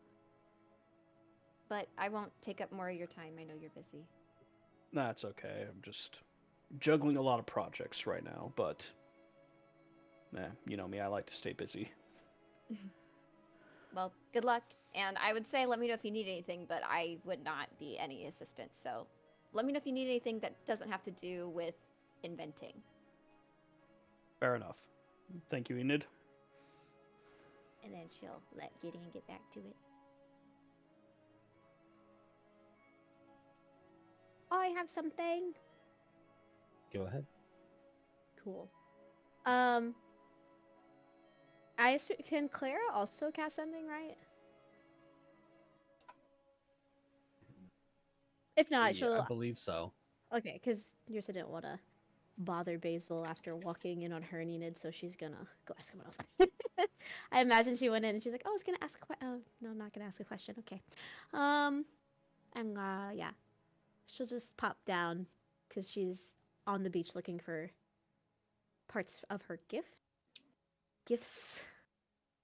And she'll stop by Clara's and she'll just say, "Hello, I was wondering if you could help me cast something to my sister real quick." Yeah, Sorry to of bug. course. No, you're fine. And you can see that she puts she moves some paper off to the side. You see she's drawing things. Yeah. Give me your hand, Yeah, she does. and whenever you're ready. Now, can this be sort of like a conversation, John? Like how we've kind of done in the past, right? Yeah, it's Okay, an cool. NPC casting it. They don't need to fight Okay, dragons, yeah. so. Oh, yeah. Love Basil Rest. Okay. Willow, it's Yursa. I wanted to tell you that Vandrin is dead.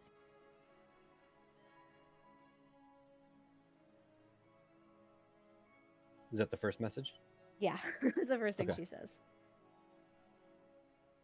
You get a response.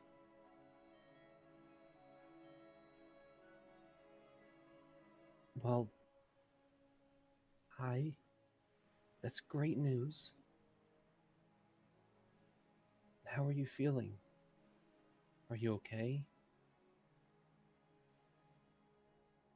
Yes, I am okay. I feel a lot of things, but I think they are more good than bad. But it was important that you knew, and I think it's important that everyone knows. And we are safe. A little worse for wear. There was also a dragon, but he's dead now. If you could tell everyone, I think it will put some hearts at ease.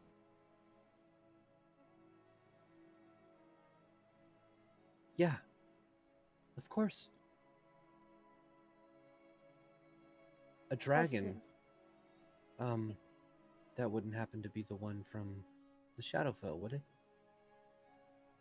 Exactly. But he's gone, and the rift has been closed.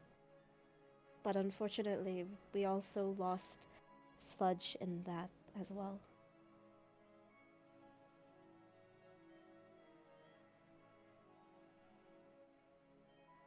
Willow, I want you to listen very carefully.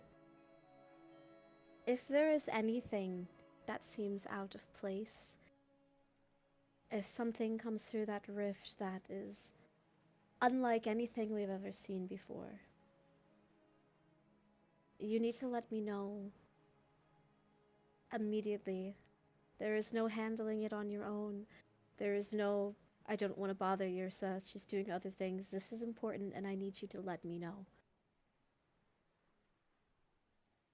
There's a pause in the next message, and you hear, "Of course.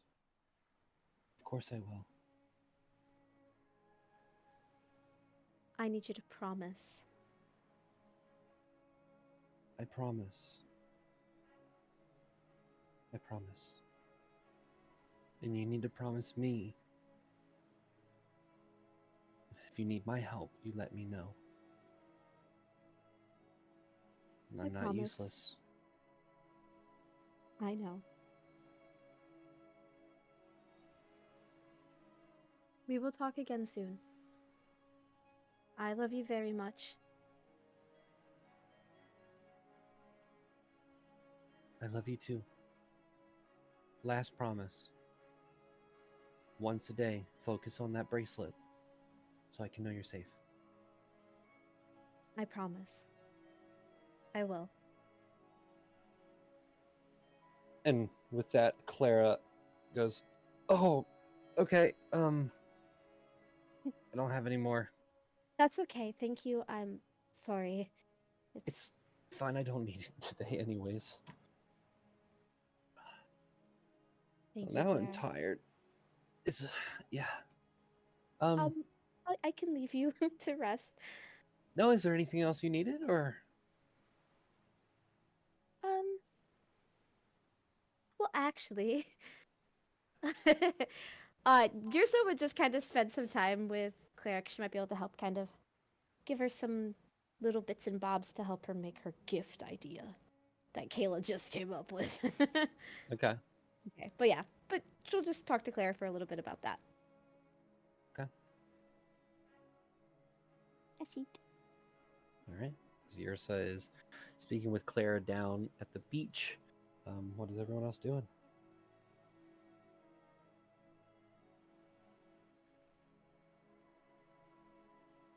Going once. Until the sleepover, I have no plan. I think Gak and Gideon are probably hanging out and working on a secret project. Okay. Okay. Sounds like we're all good. Yep.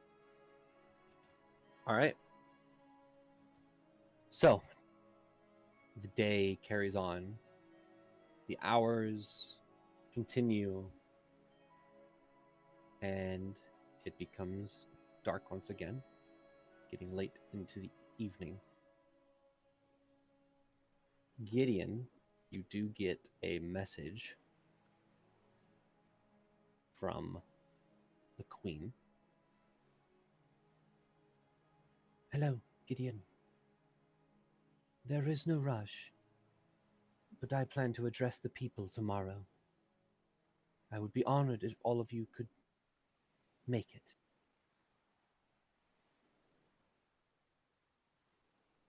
I'll just assume Gideon's by himself right now. I know some of us are still rather tired, but at least some of us will be there. Those of us who can make it will. Okay. With that, you know that tomorrow something in Aelden is going on, and the Queen is planning to address the people. So, with that, evening takes hold. It's dark outside, and it is time for a sleepover. Whose room What? are we going? Honestly, Gak might be like, If you guys want, you could do it at my spa. Oh my gosh, yes. That's where we're having the sleepover. Yes. Yes. So- Spa sleepover? Oh my god. You walk into Gak's room, and there's steam above his little lake where Gak has cast multiple instances of boil water and waited the appropriate time for the temperature to be perfect. Gak's in there and like welcomes you guys in, and he goes, Okay, you guys have fun. Thank and you. heads out. Right, Enid's got 2 little tins, and that have like a bow on top. Where do we put the gifts? Do we give them to each other now? Yes, let's exchange gifts right now. Okay. You go Okay. first, Enid. Oh, right. And she's gonna hand the one that has like a bunch of curls and colorful ribbons, like the kind that are just like a pom-pom. That one goes to Yrsa. And then one of them has like a green and black strands and a very like classic looking ribbon. It's all cutesy and stuff. She hands that over to Basil. Oh. And then when you guys open it, each of them have like, it looks like a little garden of cookies. And each one's colors and stuff kind of pertains. So like yours has like a lot more like little critters in there, like a little like ladybug, a butterfly, a moth, and then like Nom, nom, nom. all the tulips and things. And Basil's has Aw. flowers too, but it's like roses and herbs, and you can even see some of the like dirt at the bottom, and maybe even a few bones and stuff. So cute. I love cookie bones. So yeah, they're not ones you can like, hold on to forever, but I can always make more. Gak helped. Oh, that's very nice. Thank you. They're almost too good to eat. Oh, but please do. Oh, I You see will. Basil's already like shoving one. Oh, were we supposed to wait? No, go for it. Yeah, happy sleepover. Yay, happy sleepover. Yursa will like pull two little like velvet baggies out. And she'll hand the first one to Basil. And when you open it, Yursa says, so as you know, in Lunaria, when terrible, crazy creatures were coming out of the rift, I also really enjoyed jewelry making. So I have made you these. And she has made you a set of earrings that have little raven feathers on them. Oh. And then she hands Enid a pair. So because I can't take a piece of the moon, I thought of the next best thing. And she hands you like two little pearl earrings. Oh. Ta-da, happy sleepover. These are beautiful. And she'll like put them in. I don't want to lose them in our sauna though. But I want to wear them now. But they look great on the both of you. This is nice. Man, sleepovers, I've been really missing out. Well, now I feel a bit silly. You see Basil pull out. It's like a really cute, like reusable gift bag.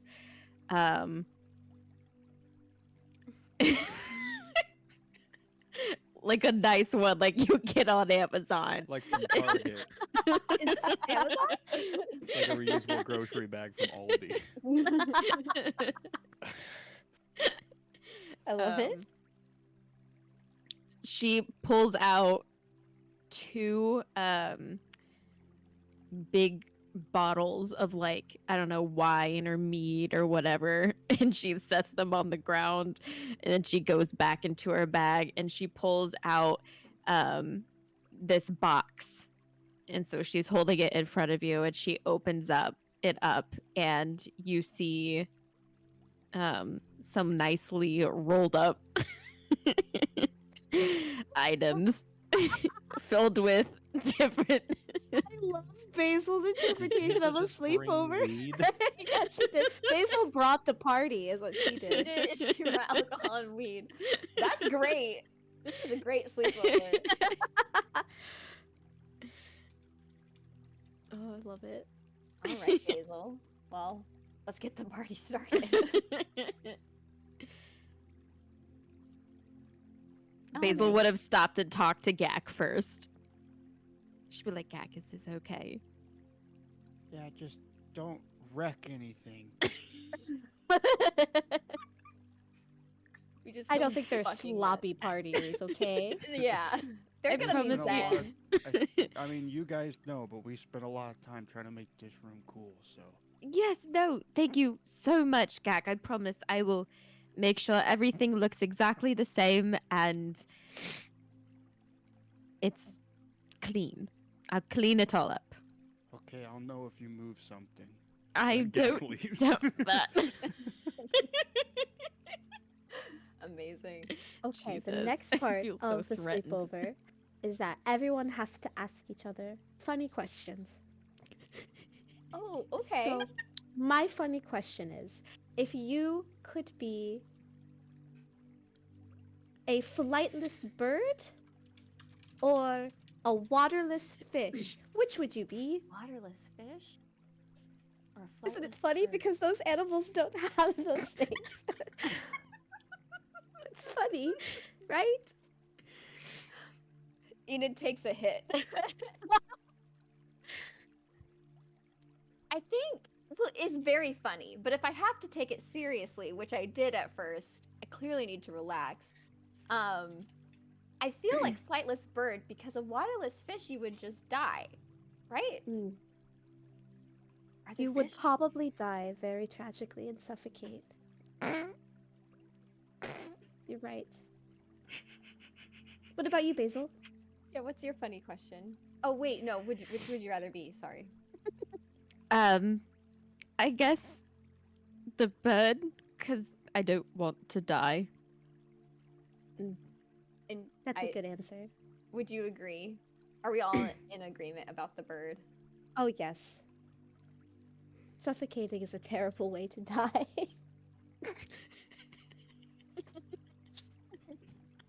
Right, I gotta think of a funny question. It doesn't have to be funny if you can't think of a funny one. Okay. I like to imagine they're just like in the water, just like Yeah. vibing at this point. Right. Let's see. Would you rather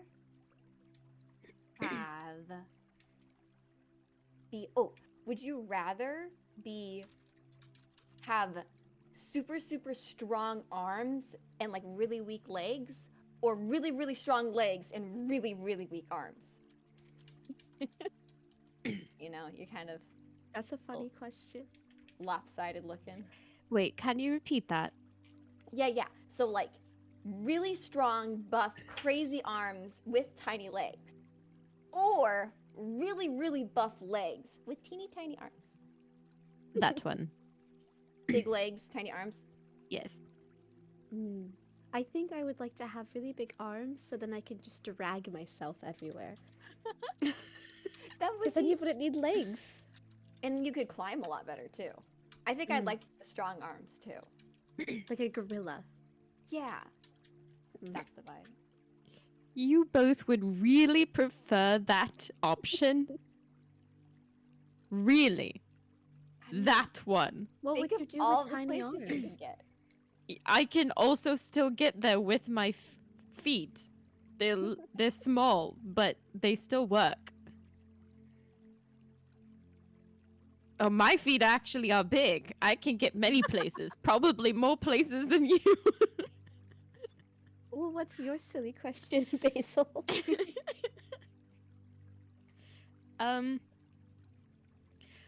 What is the most embarrassing place you've ever farted in? Ooh. I'm dead.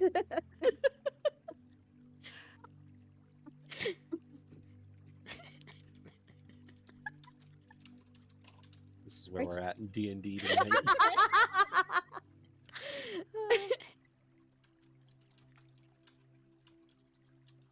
It's such a good question. I'm trying to think, Basil. Well, one time there was a very important speech the Queen of Lunaria was giving. We were getting ready to expand our borders again, and well, sometimes just nature happens. No one noticed, except for Willow, who pointed it out in front of everyone. It was rather embarrassing. Well, at least no one Yeah. heard it. There was this one time growing up, it actually was with Isaac. We were in class and I sat right in front of him and he was right behind me. And we were like towards the front of the class. And like you said, Yursa, nature happened and it just happened to be really loud that day. But I was too embarrassed to admit it was me.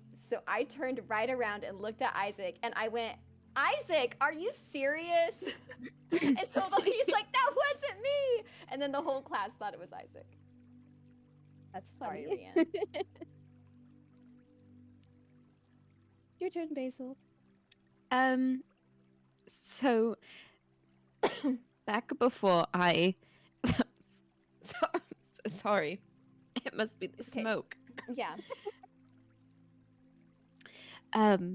once, when before I had moved into my cottage and I was living in the streets,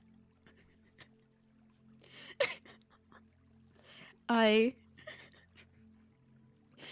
friends and I were doing a raid to You got it? I believe in you. Yeah, yeah. my my friends and I were doing a raid because the group that we were living with, we had to unfortunately consistently steal just to I can't look at this chat. We had to consistently steal in order to survive. So I had made it into one of this rich man's house.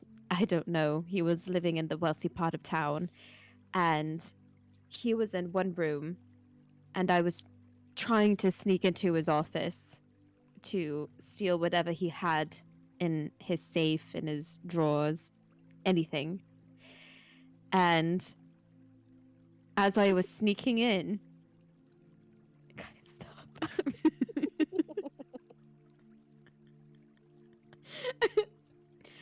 I farted. That's it. That was a very funny story. I was sneaking in and I farted and he Basil. found me. Oh no! No. Okay, you don't get to go on any heists. Good to know. Oh, I've been a part of a heist. I was the reason for the heist, but I was a part of one. Oh boy. I have a question. Yes, I was an octopus. I was at one point. What's your Are question, you Yrsa? okay, Basil?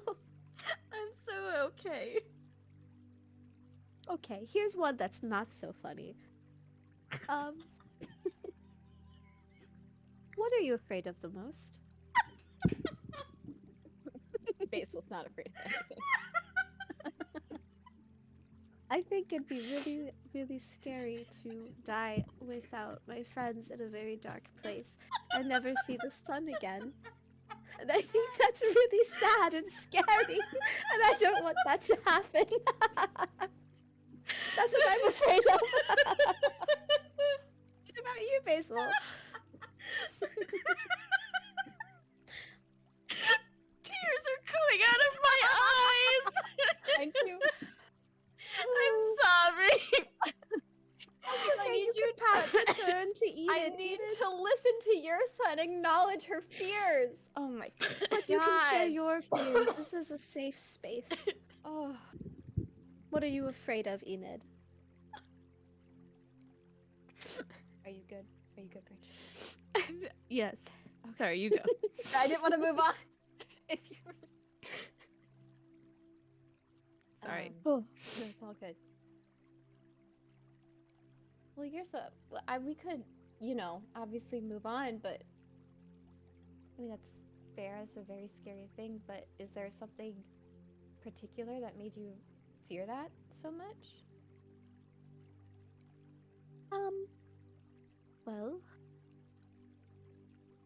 I think that when I was in a very dark place for a long time, and you don't get to see the sun, there are certain things that move in the darkness that can seep into your mind and make you see things that aren't really there. And I saw some very scary things when I was in that darkness, and I think a world without sunlight and being trapped away from it is the scariest thing, because you never know what can lurk in their dark. That's all.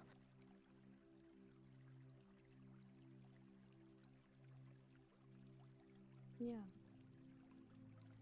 I think that's a very valid fear. I'd say you're not alone with that. I don't know how you're feeling about the Bandrin situation, but I'm so glad you came. So, if you're feeling conflicted about that at all, I You hope know, you I find relief in that someday. thank you.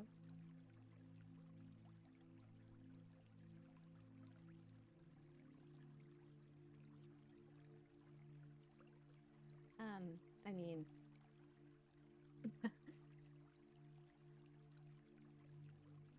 I'm incredibly afraid of being alone, which is why I made myself alone for so many years.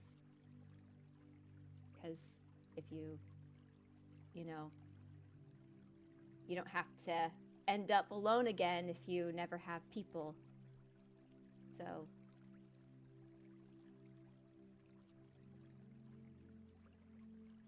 yeah, working on being okay with that. I'm glad that we're your people. And I don't think you are gonna be alone ever again. Well, you guys got to stay with me.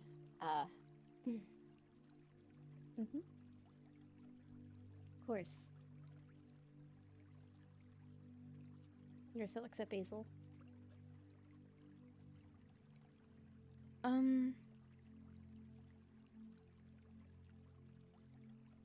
I have similar fears.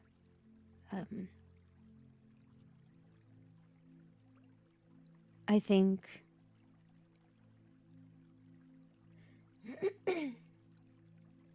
I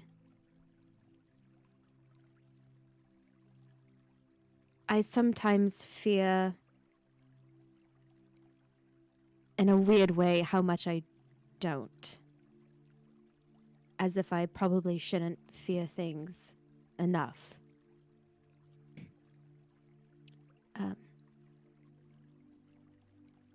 I've always kind of ran to things head first. I don't always think. And that has proven to be not a great thing many times. And sometimes I worry that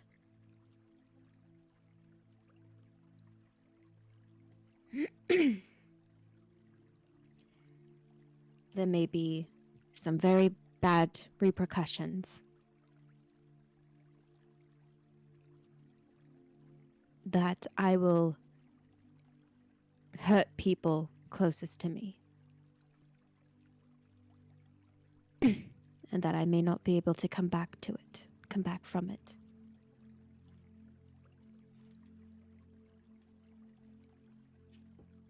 What makes you think you would hurt people? Not on purpose. Not on anything that I would maliciously go out of my way to do. I don't want to hurt people. But just thinking that I'm doing what's right, that not knowing that I'm making a mistake. But because I don't always think before I go into things, I don't want that to be my downfall, that I'm trying to do something good and trying to help. And then doing the opposite instead.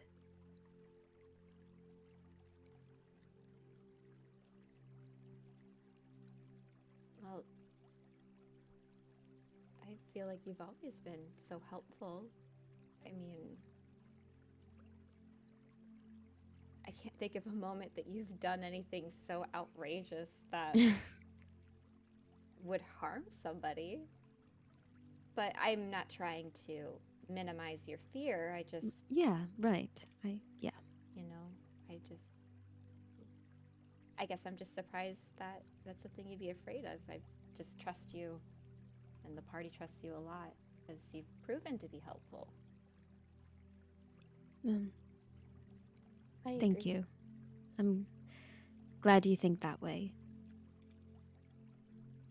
I promise you I would never do anything to hurt you. On purpose, anyway. I think that life is full of impulses, and sometimes we just do in the moment, and we go into those moments with good intentions because we think we're doing something right. And I will say, even if it was a mistake, mistakes aren't always bad things. They might hurt in the moment and they may make us feel awful. But as long as we are learning from them and gaining something from that mistake, I don't think that makes anybody a bad person.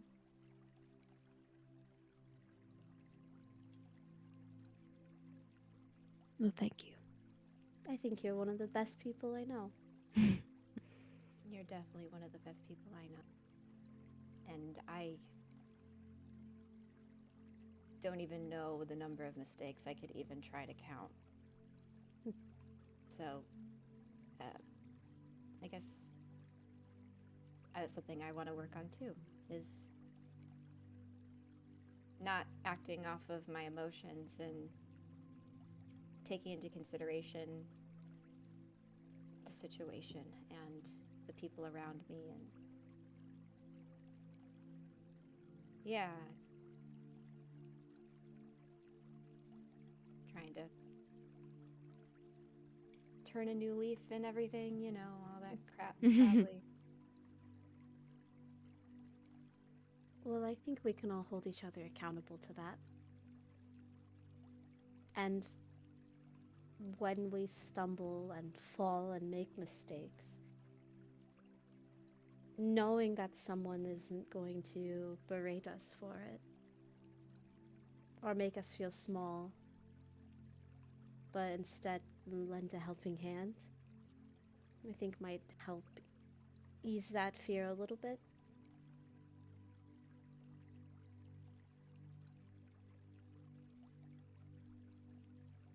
I would be more than happy to help you both get over your fears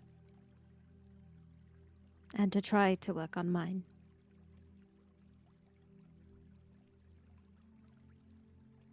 Me too. And I know Rian feels the same way about everything you both did for us back in Nubai, but I don't know if I've explicitly expressed to both of you that how much that was. It felt like I was able to finally close the door on something that I needed to do for a long time, and I know it's not impossible to have done it on my own, but it was really hard, and having your help, I feel like a different person. So I'm sure Rian and I will not stop thanking you guys ever for that. So thank you. Well, I would do it 100 times over again. Me too. Maybe don't. I don't want you guys to die.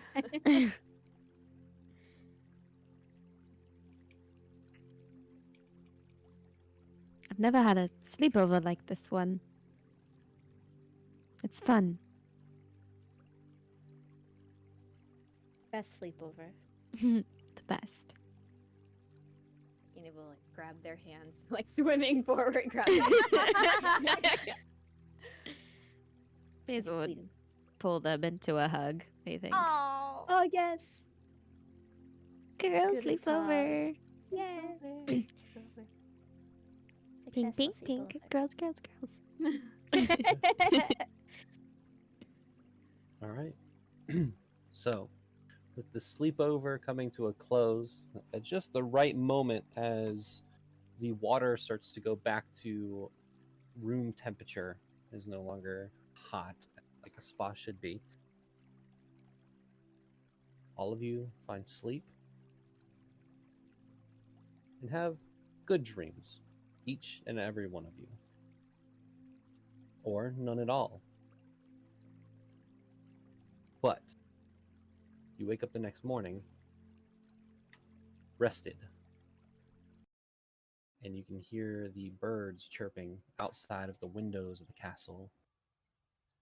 Again, you can hear the beach below and the wind blowing.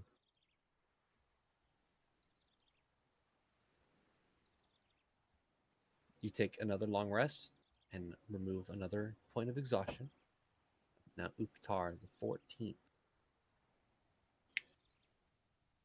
All of you congregate once again in the dining hall. The chefs have already prepared breakfast. They were up early this morning. You all sit down around the table eating.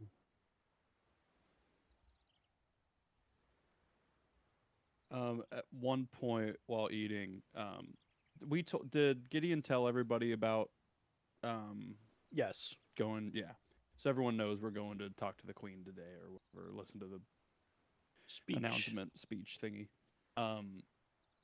But while everyone is at breakfast, you've noticed Gak just like is excited, and eventually he goes,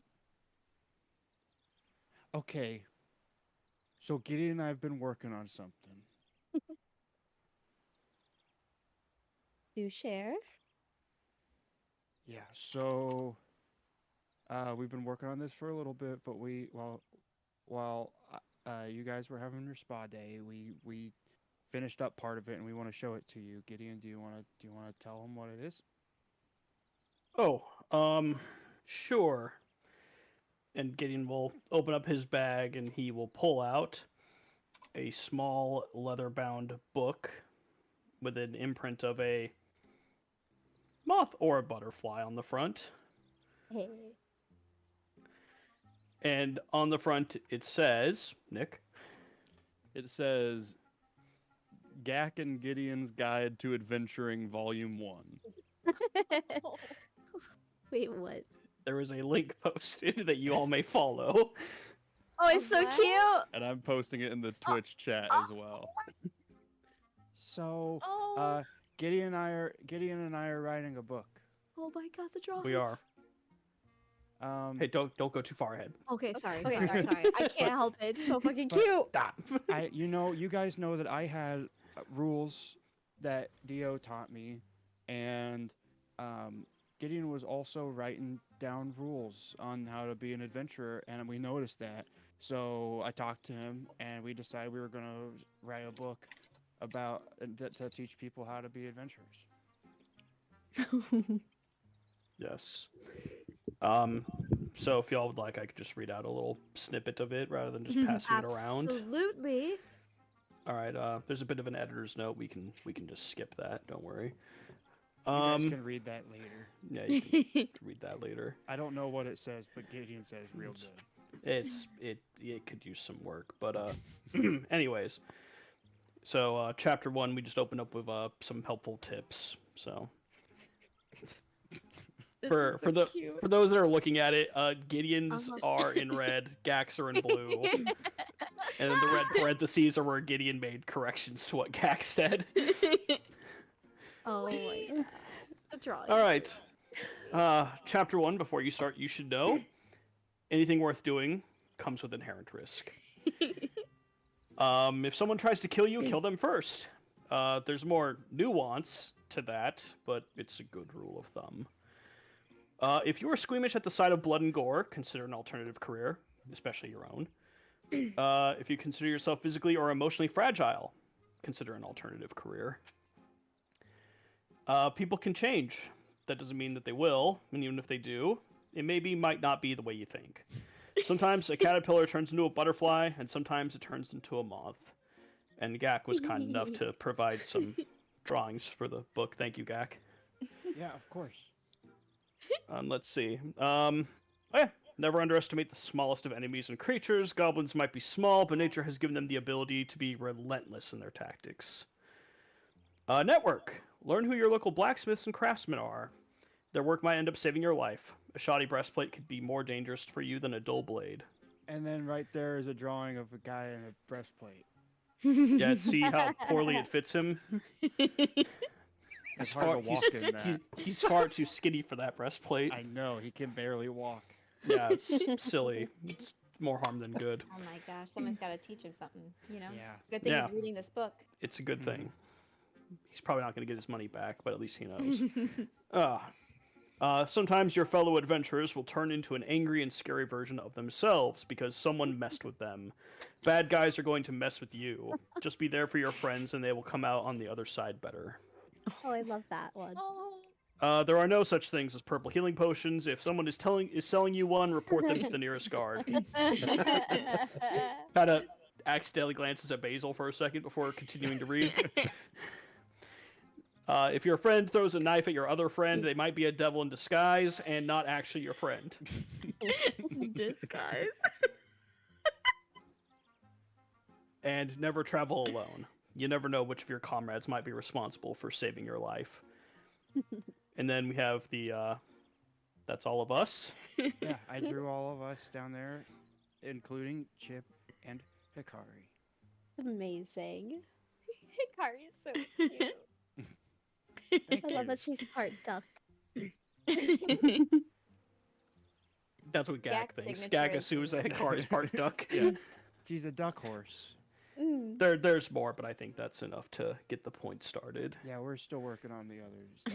But This is fantastic. That's so cute. I Thank mean, you, it's guys. it's amazing. if any of you have any ideas to put in the book, let us know, and we can add it. But yeah, we just think it would be we think it'd be cool for people to have a book to learn how to be an adventurer and how to make the world better. I love it. That's probably the best thing I have ever seen. Oh, you guys stop. I love that Gak and Gideon are my world's Volo. You're welcome. And you get two very different voices in the same book. Amazing. Gak's signature, I'm sure you've talked about it before, Nick, but that's so cute. Yeah, an out of game note. That signature was invented in the session 0 because he needed a sign to do the College of Oh yeah. Yeah. I don't remember but the Mushrik college in Sun. Siri, yeah, the Mushrik Sun, and he needed a signature and he didn't know, so they asked how to spell his name and they showed him the letters and he made it into a guy so he wouldn't forget. Amazing. It's I love how obnoxiously large Gideon's is, because he absolutely would do that. The John It Hancock. is so beautiful too. Did you do that, Ryan, or did Absolutely fucking not.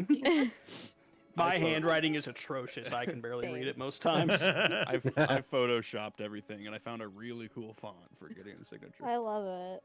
But Yeah, so there you go. That's our book. It's amazing. I love it. Thank you guys. Let us know if you have any ideas for it, because we're gonna keep adding to it. Absolutely.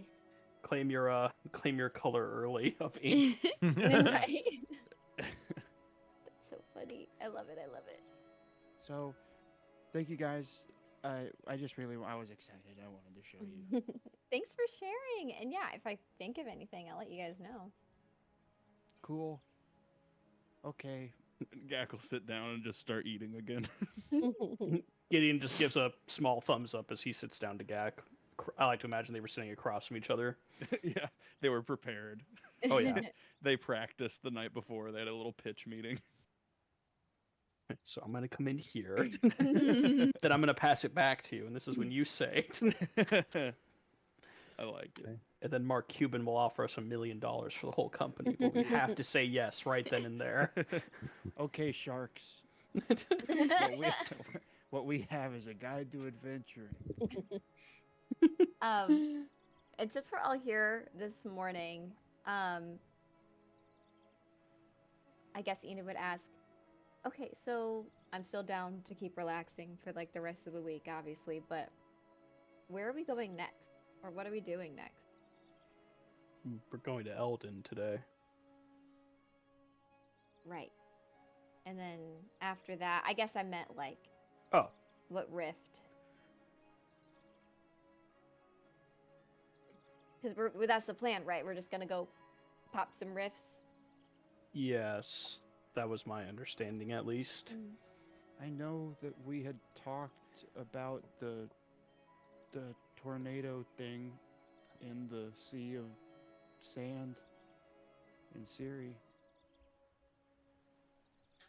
I've been thinking a bit about this ever since everything that happened with Eldon. I think we should go to Lunaria next.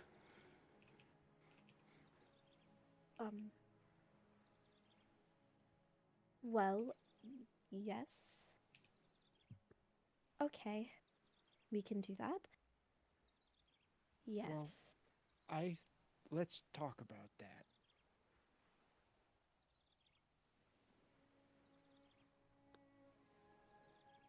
Yes, Gak. I mean, we could do it now. It sounded like you had general. something to say about it. No, I just mean, I just noticed that Yursa was, No, I don't want to speak for you, Yursa. I just. No. I reached out to Willow yesterday, and it didn't seem as though there were any changes. But that doesn't mean anything, right? We learned that real quickly here. That this all just kind of happened. It wouldn't be a bad idea to just check on things personally. Just to be safe. I was hoping that maybe during our time we could find a way to maybe control the rifts a little bit more, maybe be able to manage the ones that aren't on the same threat level, let's say a rift to the abyss. I don't know if I really have time to come up with an answer for that before something like what happened in Aelden happens again. But that was my hope, at least. And I know that might seem a little selfish, but Lunaria is not the only city that utilizes the magic that the rift offers in what I would consider a beneficial way. Not only are they growing our people and, I guess, providing for us, but I do know that Mechanus, I believe, there's a rift that leads there, and the city that is called what, John? Thalbadir. Thalbadir, thank you. The Thalbadir is capital of also Dagger.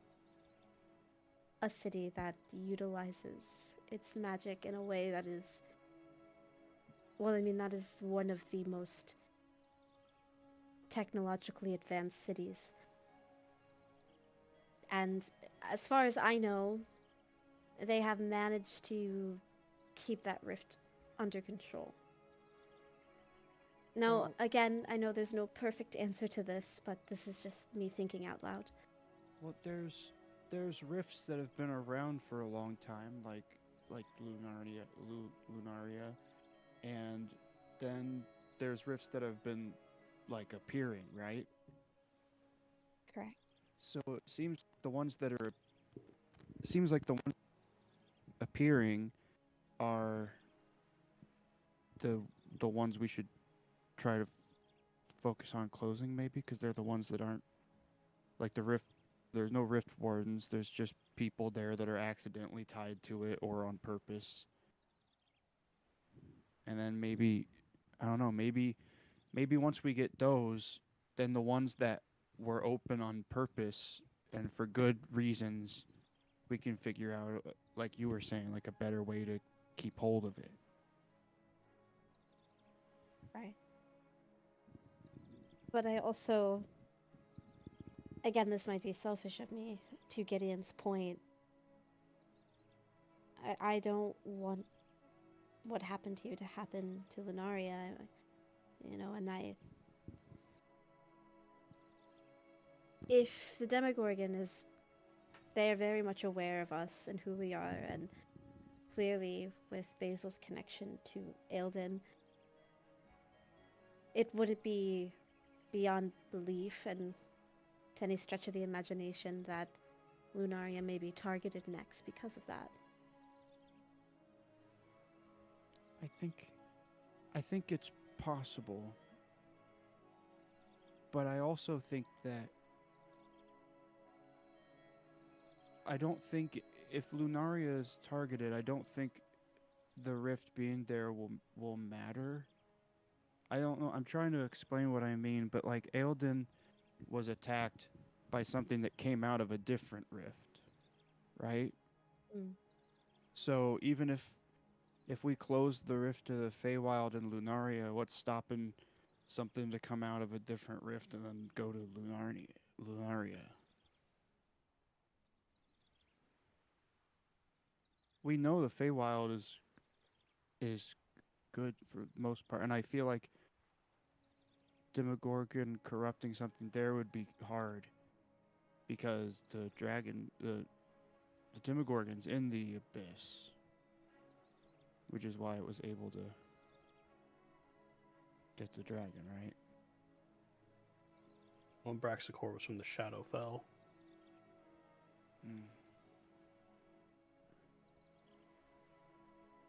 Maybe I could send a word out to the Rift Wardens that are left to see if there's been any change.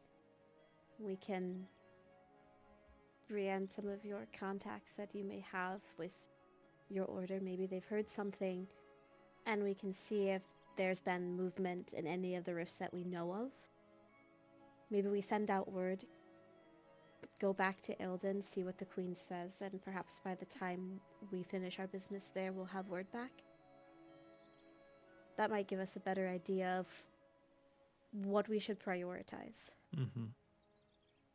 I think Gak will like pull out his map where he had circled where the rifts were during that one downtime where he kind of went around and figured where they were out. And he points to like Thalbadir and Lunaria. He's like, these are two rifts that were like established. But then like Crest Basin is one that opened up. Dragon's Reach, that was one that opened up, right, John? Or was it always Yeah, there? Vandarin confirmed that Dragon's Reach is the newest rift. Yeah, it's the Dragon's second Reach, one to the Abyss. Dragon's Reach and Crest Basin are both to the Abyss. Okay, and then there's two in Siri. The Lake of Life, I believe, was always one. And then the Sea of the Dying. Yeah, and then the Sea of the Dying's one of the new unstable ones. So we have 3 unstable ones and 3 ones that have been like established, basically.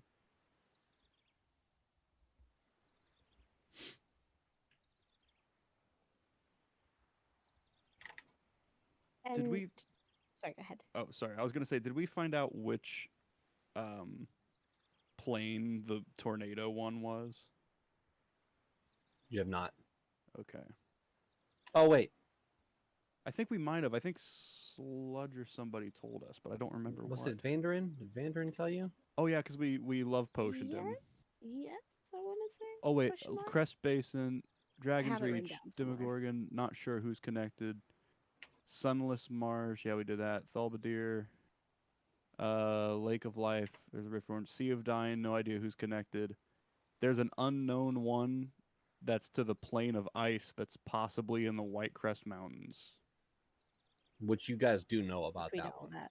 Vandarin just didn't. Yeah. Yeah. So yeah. Okay. So I don't think Vandarin told you what plane the one in the Sea of the Dying is. That they just knew of it. Yeah. And they were checking it out. And Vandarin didn't know who's connected to it either. Correct. And then it says, the Kraken, guardian of the plane of water, is corrupted by the Demogorgon. So are other guardians of different planes. Right. And he was alluding to Braxicor was one of the guardians of he was the guardian of the Shadowfell on the other side. The Kraken is the guardian of the plane of water on the other side. And there are others. So I guess it's possible that do you know who the guardian of the Feywild is on the other side, right? Yes. No. I don't, No. right, John? I don't. Oh, okay. Well, first, that's rough. No, actually. I don't. They've never made themselves known to me. Well, didn't you say it could also be an object, not necessarily a person? Mm-hmm. It can be an object that has magical capabilities or a person. Okay. So Enid will ask that in game and then say, so maybe the other side is an object, but have we figured out how to break a bond without killing the warden if it's a person? Because if we want to do the, the Feywild one, we're not killing We him. haven't figured that out, have we, John? You have the staff you wield. Okay, that's what is I the was thing that can do thinking. it. Yeah. Okay, yeah. But it's like a long process, and the person has to be willing. Yes. Yeah. If on the staff there is a section of Ooh, breaking a tether. Mm. If they're willing, it's instantaneous. Oh, if not, Oh, then it's yeah, the whole thing. yep. Okay. Yes. Then they need to make a save. But I think it's not like you need to do it for like 10 minutes. It's basically like casting a spell, but if they're not willing, then Yeah. they have to roll something. I think that if it doesn't work, you have to wait 24 hours before doing it Correct. again or something Yeah, like that. they're immune to its effect for 24 hours. Okay. So the other thing Enid will suggest is, so we could, it's not, obviously we can handle the Lunaria one. It might cause some repercussions, with the people that rely on the rift. But we can also like brainstorm how to help with that. But the other thing we could do if we hop over to Siri, there's only 2 rifts there, at least that we know of. And one of them possibly has rift wardens protecting it. And maybe we can potentially remove all rifts on that continent and then just focus over here. Right? In Afera? I think that's a good idea. I think we send word to make sure nothing has happened while we've been focused here. See what we get back, and then it might not be a bad idea to quickly check home and then go from there. And I feel like we know a lot more people over here, so we can ask people over here to check places out while we go to Siri, because there's not really many people that we could ask over there. And I mean, I'm sure you've looped your sister and Yrsa, but like maybe informed to start making serious plans to not rely on the rift potentially within the next like few weeks, maybe sooner than they're expecting. Yeah, I can do that. I mean, unless we can figure out how to, maintain it. No, I think it's a very rational decision that needs to be made. And at least preparation. It's on a ley line, so like even if we have to close all the rifts after we get that figured out, it doesn't mean we can't open one again and do it safely like it always has been, I think what is right is to close any rift that causes a danger, and it seems as though any of the rifts can be compromised. So I think it's better to at least prepare the people of Lunaria just in case. Yeah.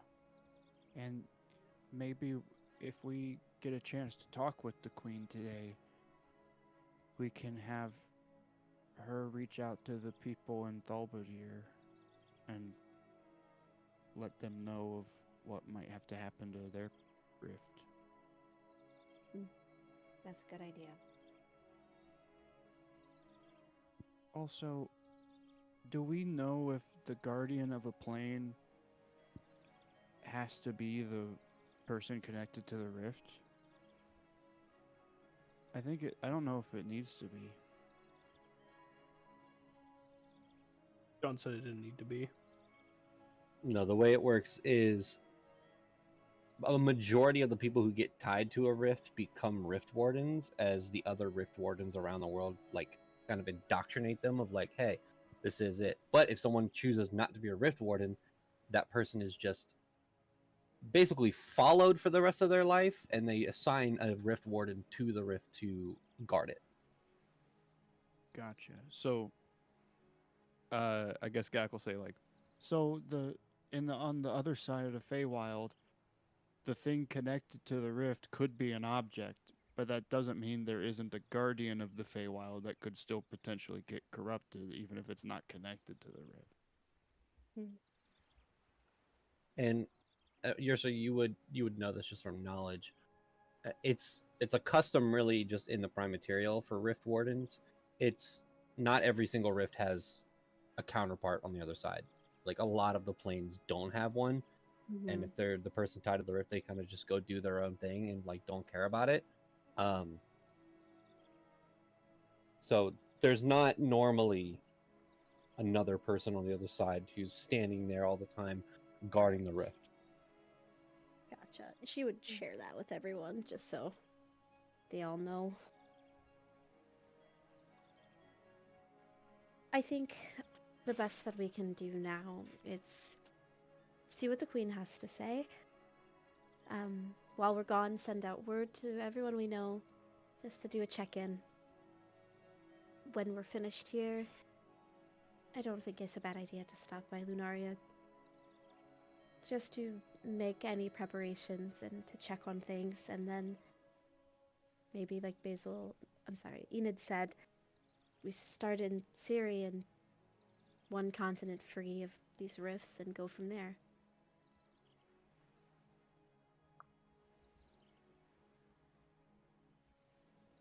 I think that's a good idea.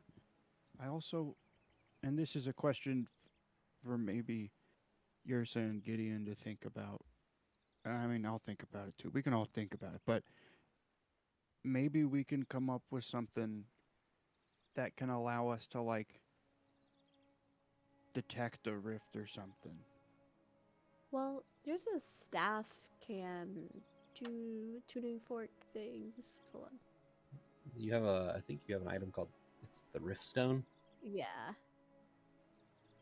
That it also tells her, yeah. So while holding this, I know the plane of existence of the rift within 60 feet. So yeah, I within think 60 feet. I think yeah, I can detect a rift within 60 feet. So I guess I could just have it out at all times, like a little Right. metal detector or something. I feel Oh. like it's attached to her staff, so you know, like that would make the most sense. Yeah. Yeah, because Gideon maybe. may be able to tinker with it to increase the range. Yeah, that's what I was thinking. Ooh. Because like if we land Just in add to his Ciri, list of stuff he's Yeah. making. Right. That's great. Because yeah, if we land in Ciri, we know there's 2 rifts that are all in the bottom half of Ciri, but there's also a lot of Ciri north that could potentially have rifts, and we have no idea. Mm-hmm. Okay. It's gonna be like when you're trying to close holes, and they just keep coming up. It's like Like a "God damn it." cartoon. Yeah. Yeah. Then the campaign would never end. It's Just like keep whack-a-mole. opening them. Yep. Until we lose. Yeah, John's Until like, we whoops, lose. 7 more Oh, rifts open." Shadowfell, you close that one. Oh, there's another one. It's like Outlast. Gotta keep. John Jesus. starts home brewing more planes of existence. Yeah. Well, it looks Welcome like to the plane of cotton candy. Ooh. Ooh. Well, that Oh, sounds looks- great. Yeah, Yep. yeah. The go-kart plane just opened. Rainbow Road? Yeah, it's all go-karts in here. That's so weird. Guess you gotta go in there What's for a a couple go-kart? sessions. I'm not mad about it. Kind of cool. You work on that, John. Yeah. Mhm. Someone come up with some new planes I can put in the game. Yeah. Did. Yeah. Oh, Plane sorry. of sunshine and happiness. Yep. Yep. We don't have to worry about that one. The plane of stopping other rifts from opening. That one's inaccessible. You can't go there because it's Yeah, always wait. stopping. We've never new heard ones. of anything popping up on Dritstick and Everfrost, or the Ashparan Archipelago. Those Why, were. Or why are you talking about You got the Dritwarden's Everfrost. dick? What's going on? I don't know. Dritsek, Dritsek. Talking about which the is second most basically famous drow man. yeah, Dritsek. It's basically Mordor. Nice. Like, Awesome. it's entirely possible that there are rifts in those places too, right? Yeah. And probably one in the sea. That would I make sense. I feel like the one to the plane of water with the Kraken, Mhm. it being There's in the also these sea would make islands. sense. The Dark Mm. Isles in the Ivory Atoll. Yeah.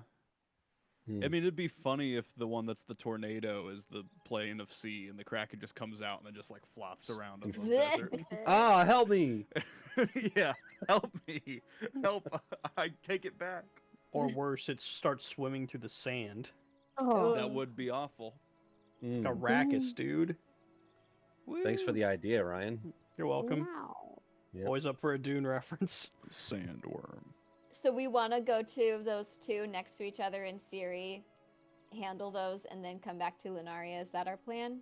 I think if nothing drastic happens, I think that might be the play. But Yeah, and I think as long as we do what Yursa was saying, and like having people we know and people that Rian knows, like checking out the other place, like reaching out to people and seeing if there's any updates.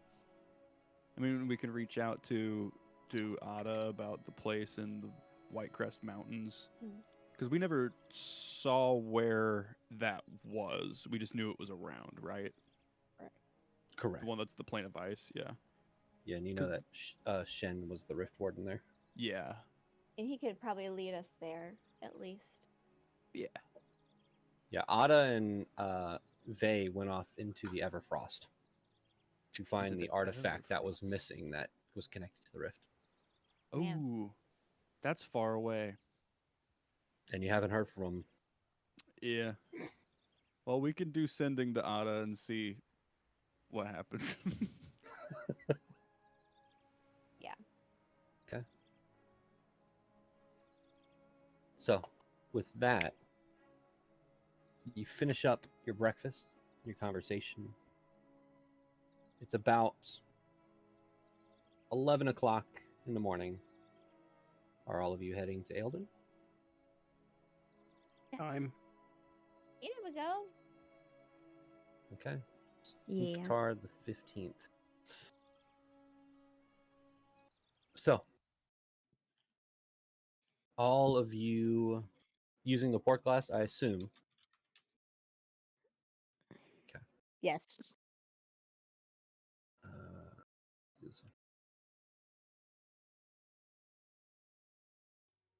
I mean, I guess we You could walk- just teleport in. Sorry, go ahead. No, not that one. You walk through the port glass. And, well, actually, I should ask, where are you porting? Could probably go to the place right outside of like those tunnels, because probably a lot of people will be going in and out of there.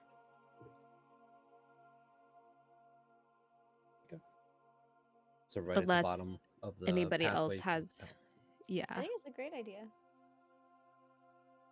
Okay. Sounds good to me. So, you walk through the portal. And you appear at the bottom of the gates.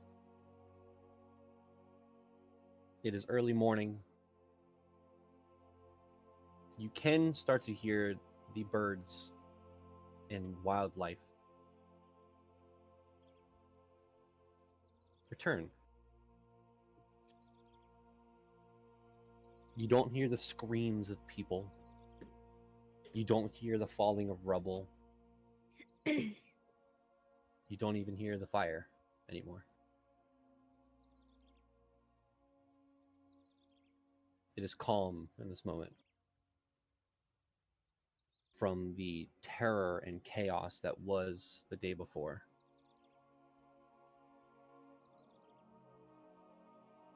You can see that many of the guards in the distance on the other side of the tunnel behind you are assisting individuals back into their homes if they were not destroyed.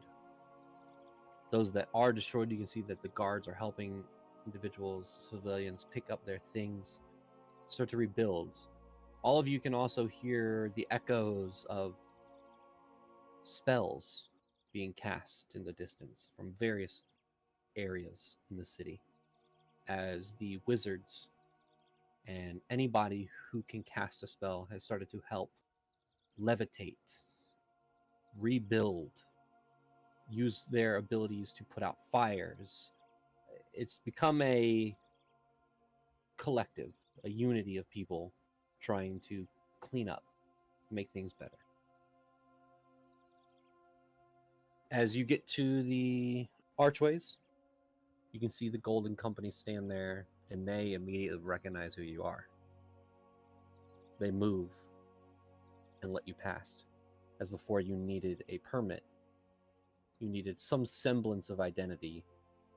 You didn't even have to flash the individual badges you have of your knighthood. You walk past, and you walk into what is the Emerald Groves, and through there you can see that many of the royal and noble houses have been toppled and destroyed. But there are guards here, and individuals are cleaning this up as well. You can see as you walk towards the palace that one of the towers is still broken and destroyed. Many areas of the top of this palace have been sundered from Umbraxicor, using them, perching on them, and from the battle you can see the damage. But you eventually walk through and get to the Emerald Castle.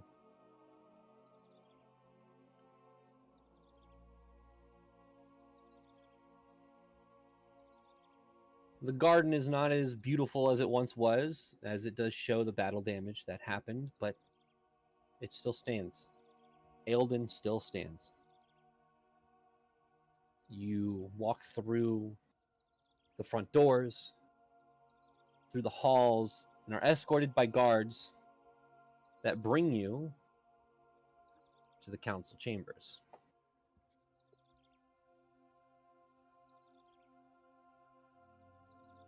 You can see right now the council's not there, but the queen is. As you wait, as she is conversing with someone at the bottom of the stairs, they bow and leave.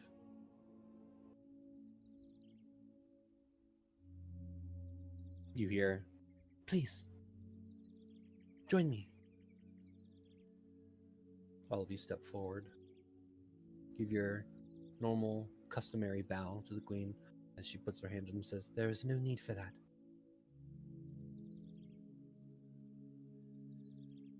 She looks at you and pauses. You can see that she probably has not slept in the past 2 days. She is an elf. She doesn't need much rest, but she is not tranced for a number of days, and you can tell. She's hunched over slightly and tries to correct her form. She looks to you and says, "If you don't mind, I'm going to sit for this one." And she sits down. "What you have done for our city is immeasurable. There are not words nor gestures to describe how much we appreciate what you did, your selfless acts to save this city, to save its people, to most of whom are not affiliated. To most of all of you, you do not live or have never lived here. But you put yourself in danger to save us. And to that, I am grateful." I'm sorry for the trials that you've had to go through. I'm sorry for everything. All I can do is be grateful.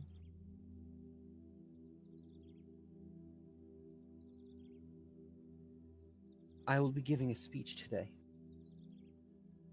It seems that a lot of the community has gotten together, but I feel there is a boost of morale that needs to be had. And I would like to honor all of you in that speech. Bring notoriety to your deeds, awareness to who you are and what you have done.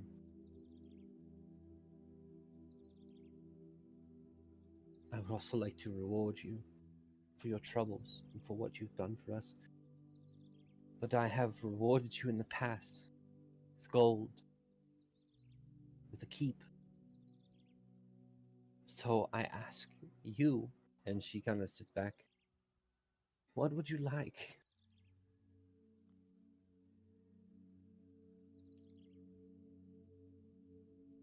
I want nothing. Please, in this moment, I must give you something. Anything. I don't want anything.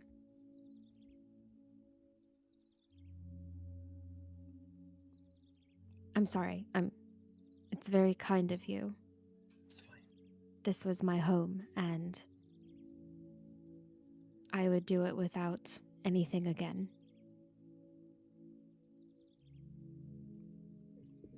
I understand.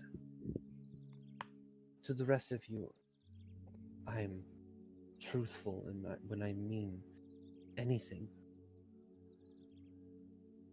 Just ask. And if not now, whenever you do need something, ask. But if there's anything you have in mind,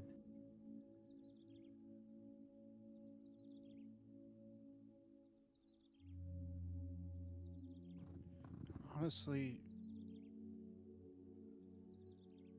this is just kind of what we do.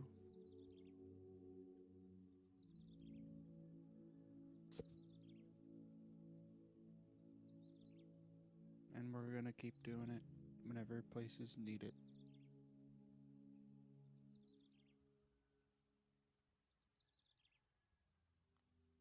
and to the rest of all of you, I think that, well, Gak said what I had to say.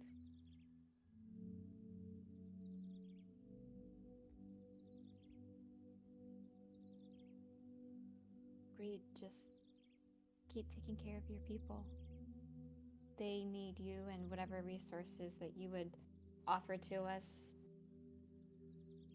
I mean, what's the point in saving a city if we just keep taking from it and let it crumble, right?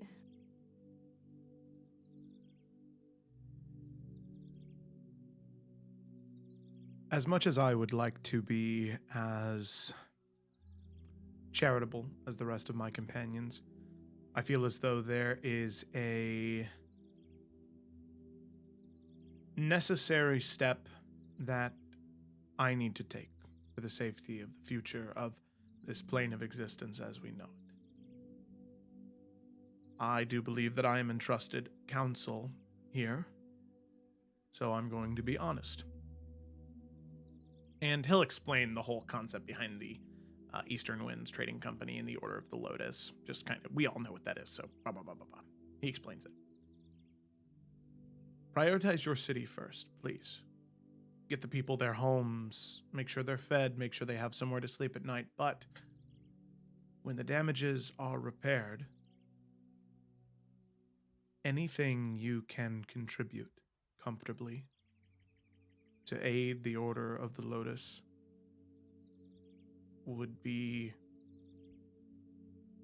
incredibly... I would be very thankful for you to do this. So much is at stake when it comes to the planes and their instability, and I know that those that have already lost their lives in the service of protecting them and keeping them safe would greatly appreciate any type of help you can offer. Of course. We will. She looks to Gideon. In truth, I think we all want many things. And with no disrespect, I think there are things that you can't offer us.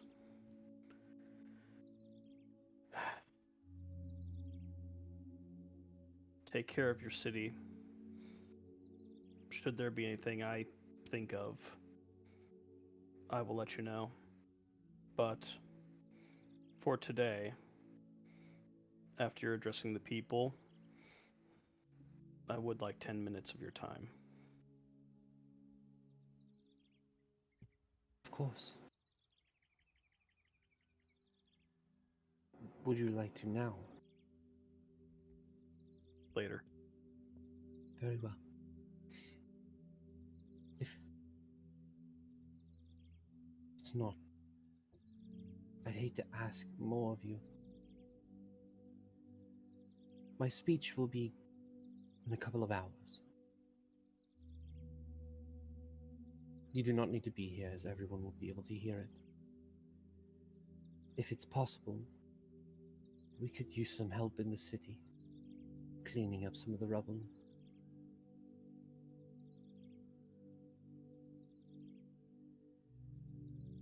I'll do what I can. We'd be I glad to help. Good. There is one thing that you could do for us later. You don't have to do it now. And Yak will kind of look to the group and try to be like, we talked about this morning, maybe. And he'll be like, So, one of the reasons the dragon was here was because of rifts that are opening. And we're gonna be trying to close more of those. And we were wondering if you had contact with the people at Thulbadir.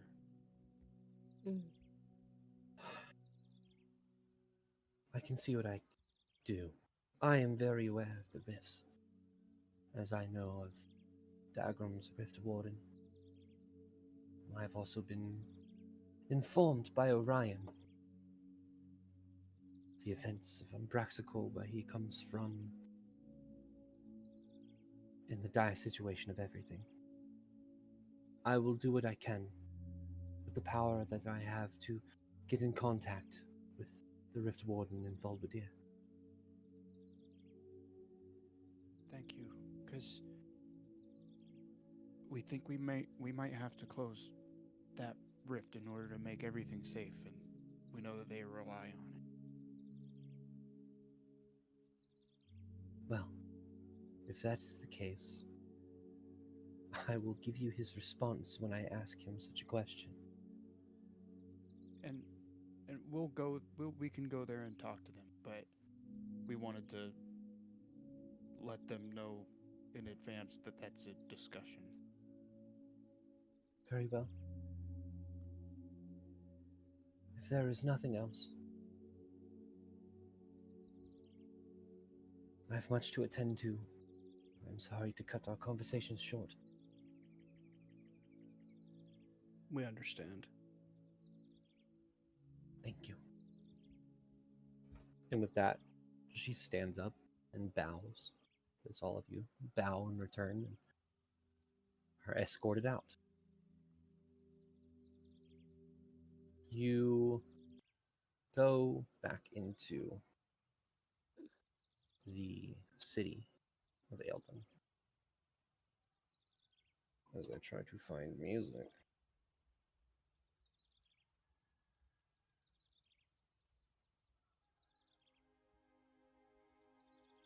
That'll work. As you step into the city of Aeldon, you can again see all of the people assisting, picking up rubble, picking up things from their homes, cleaning the streets. And I would ask for at least each of you, what is one thing you're doing to help pick up the city of Eldon? I think Rian, not being a great magician, he would be wherever he can, using small amounts of lay on hands to, maybe end. Some people got infected with shadow rot as they were maybe like getting some like lighter types of shadow rot from breath attacks that kind of graze them a bit, trying to use lay on hands to negate that, but really just trying to use Hikari to help people move if, say, they can't. Rubble fell on their leg, and just helping small groups of people navigate back to their homes and relocate people wherever they need to go. Okay. Awesome. As you do that, you see the inspiration on people's faces as they see you walking through and helping individuals, and little children who see Hikari walking through the streets, this beautiful griffin, they just stare at her wings in awe.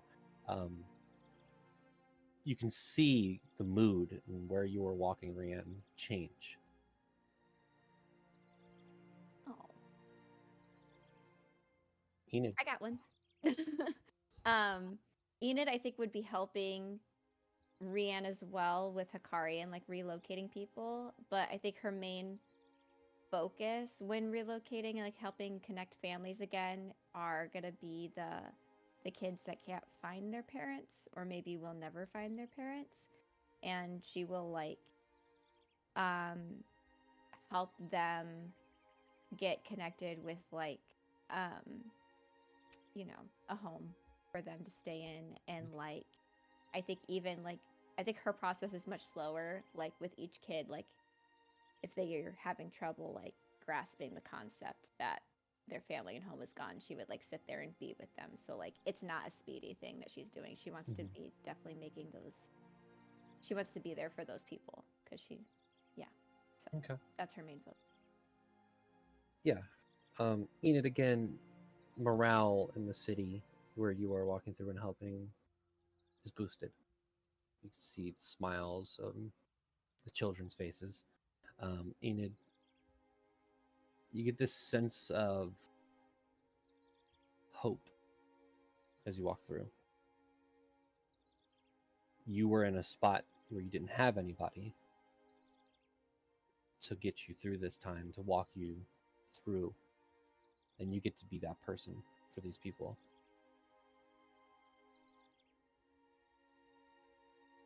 Rian and Enid helping around. Gideon. Being a mage, I think Gideon's gonna go, and he's mainly going to be using telekinesis because it can just lift up such a sheer amount of weight to focus on the large amount of debris that either they were going to have to pull in like cranes and like a lot of machinery to get rid of, and I think he's just trying to speed up the process by focusing on these things that would otherwise just take ages to try and clear out. Okay. As you are doing so, you catch glimpses of other mages around, students and even teachers from the College of Eldon, and other individuals who just seem to possess innate magic, like yourself. The morale again is boosted, and you start cleaning up the streets. You start getting the rubble away from where it shouldn't be. Even helping some individuals to rebuild by lifting large stones with your telekinesis. There are eyes and glances of respect, especially from the mages around, that see you assisting in this way. I'll say next up, Gak. Similar to Gideon. Sorry, I think my cord is messing up. Similarly to Gideon, Gak is going to be using and Gak's going to be using Big B's hand.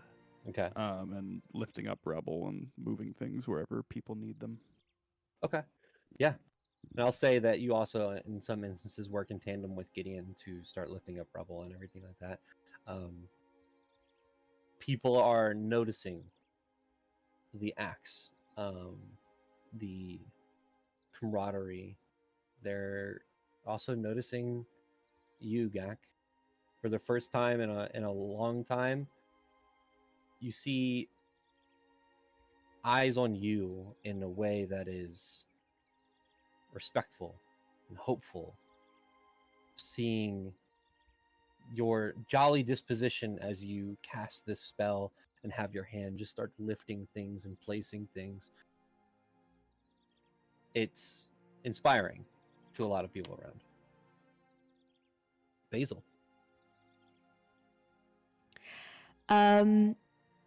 So Basil's probably going to. Is she able to go to the place where we fought the dragon? That is in the palace. Yeah. If instead of going with everyone, would she be able to go to that place first and then like catch up with everybody else? Yeah. Okay. She's gonna go there first. Okay. And back where I'm assuming they like moved the guards' bodies, but back where she had left them, she wants to try to reach them, like reach out to them. Okay. She knows what her mom said, but she wants to try anyway. Yeah, if you try to reach out to them, Basil, you do not get a connection.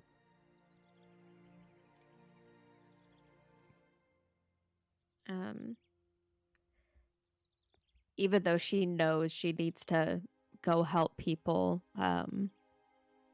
she's probably just gonna sit on like one of the nearest benches or whatever, and she's gonna just kind of sit and think about the conversation with her mom and what she did, and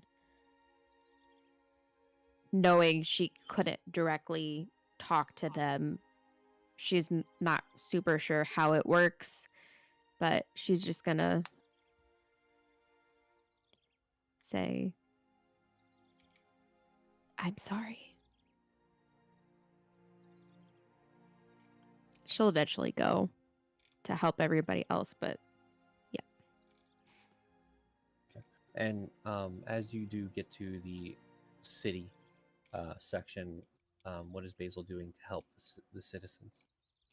She's probably just walking around and working with the other clerics and healers, just assisting wherever she's needed.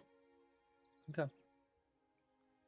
As you assist individuals and heal individuals, you can see that there are parents that were worried about some of their children that have been injured that you bring back to being almost near perfect. You help so many individuals and so many people thank you for what you've done. It gives you this feeling of back in Wodale when you helped the town on a different magnitude. There are times when you do hear people whispering, oh, she's a cleric of the Raven Queen. And it is in a way of happiness. In a way that the Raven Queen you know is not very known or worshipped in Eldon. You can see that some people might be leaning a little bit more towards figuring out what she is. Oh, that's sweet. Yrsa. Yeah, I think Yrsa would kind of watch Basil go, and just kind of look towards the direction of the keep herself, just kind of thinking about becoming that shadow creature. But then she would find she would probably join in with the clerics and help with what healing that she can, and just kind of between healing and maybe casting things like mold earth to try to like fix what buildings she can and structurally try to fix some foundations and such. Okay. Here's a. There are many individuals that thank you. There are children that come up to you and kind of tug on your robes as they see you cast these spells in awe, as you kind of lean down to them and cast druidcraft, giving them crowns of flowers and definitely boosting morale, making people happy. Over the next couple hours, all of you in the sections you have been can see that people are becoming unified. They are looking to hope rather than looking to what happened days ago. And eventually,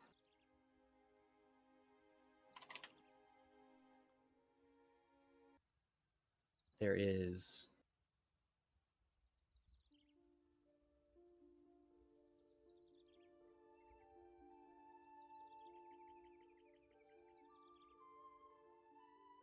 a loud humming noise as everyone stops and kind of looks up to the tower. You can see that the Queen of Isvaria, flanked by the council behind her, stands on a balcony that overlooks the city. It's hard to tell all of the details. This is not the right music. I apologize for that. Hold on.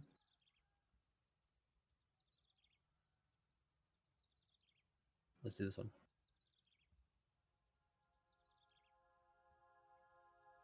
That'll work. You can see that Orion is casting a spell towards the queen. She's way too far away for you to be able to hear her. But the spell that Orion seems to cast does bolster her voice. Because all of Isvaria hears. Today we stand amidst the remnants of a trial that has tested our resolve,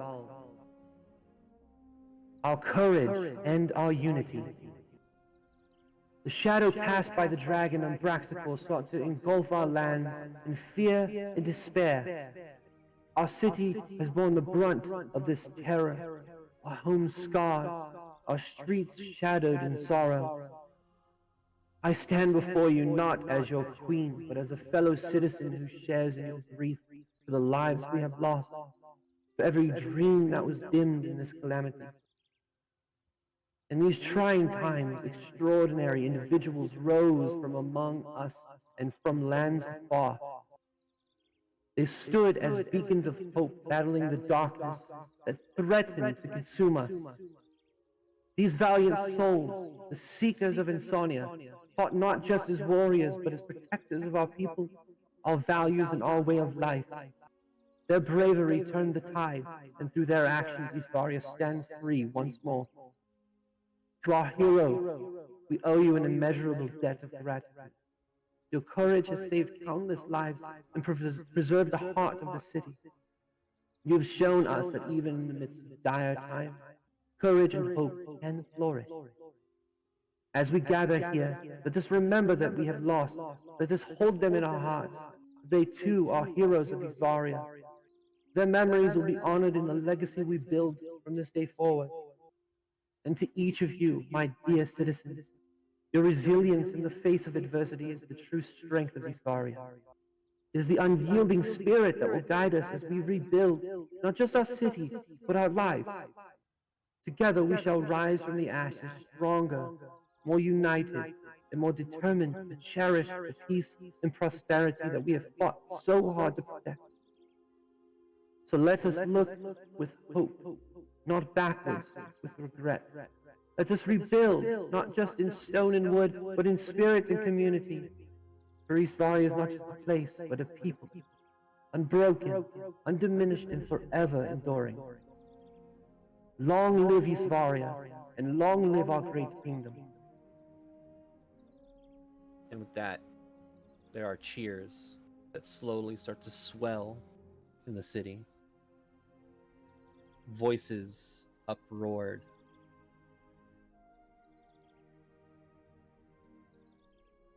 Eldon is damaged. Some destroyed.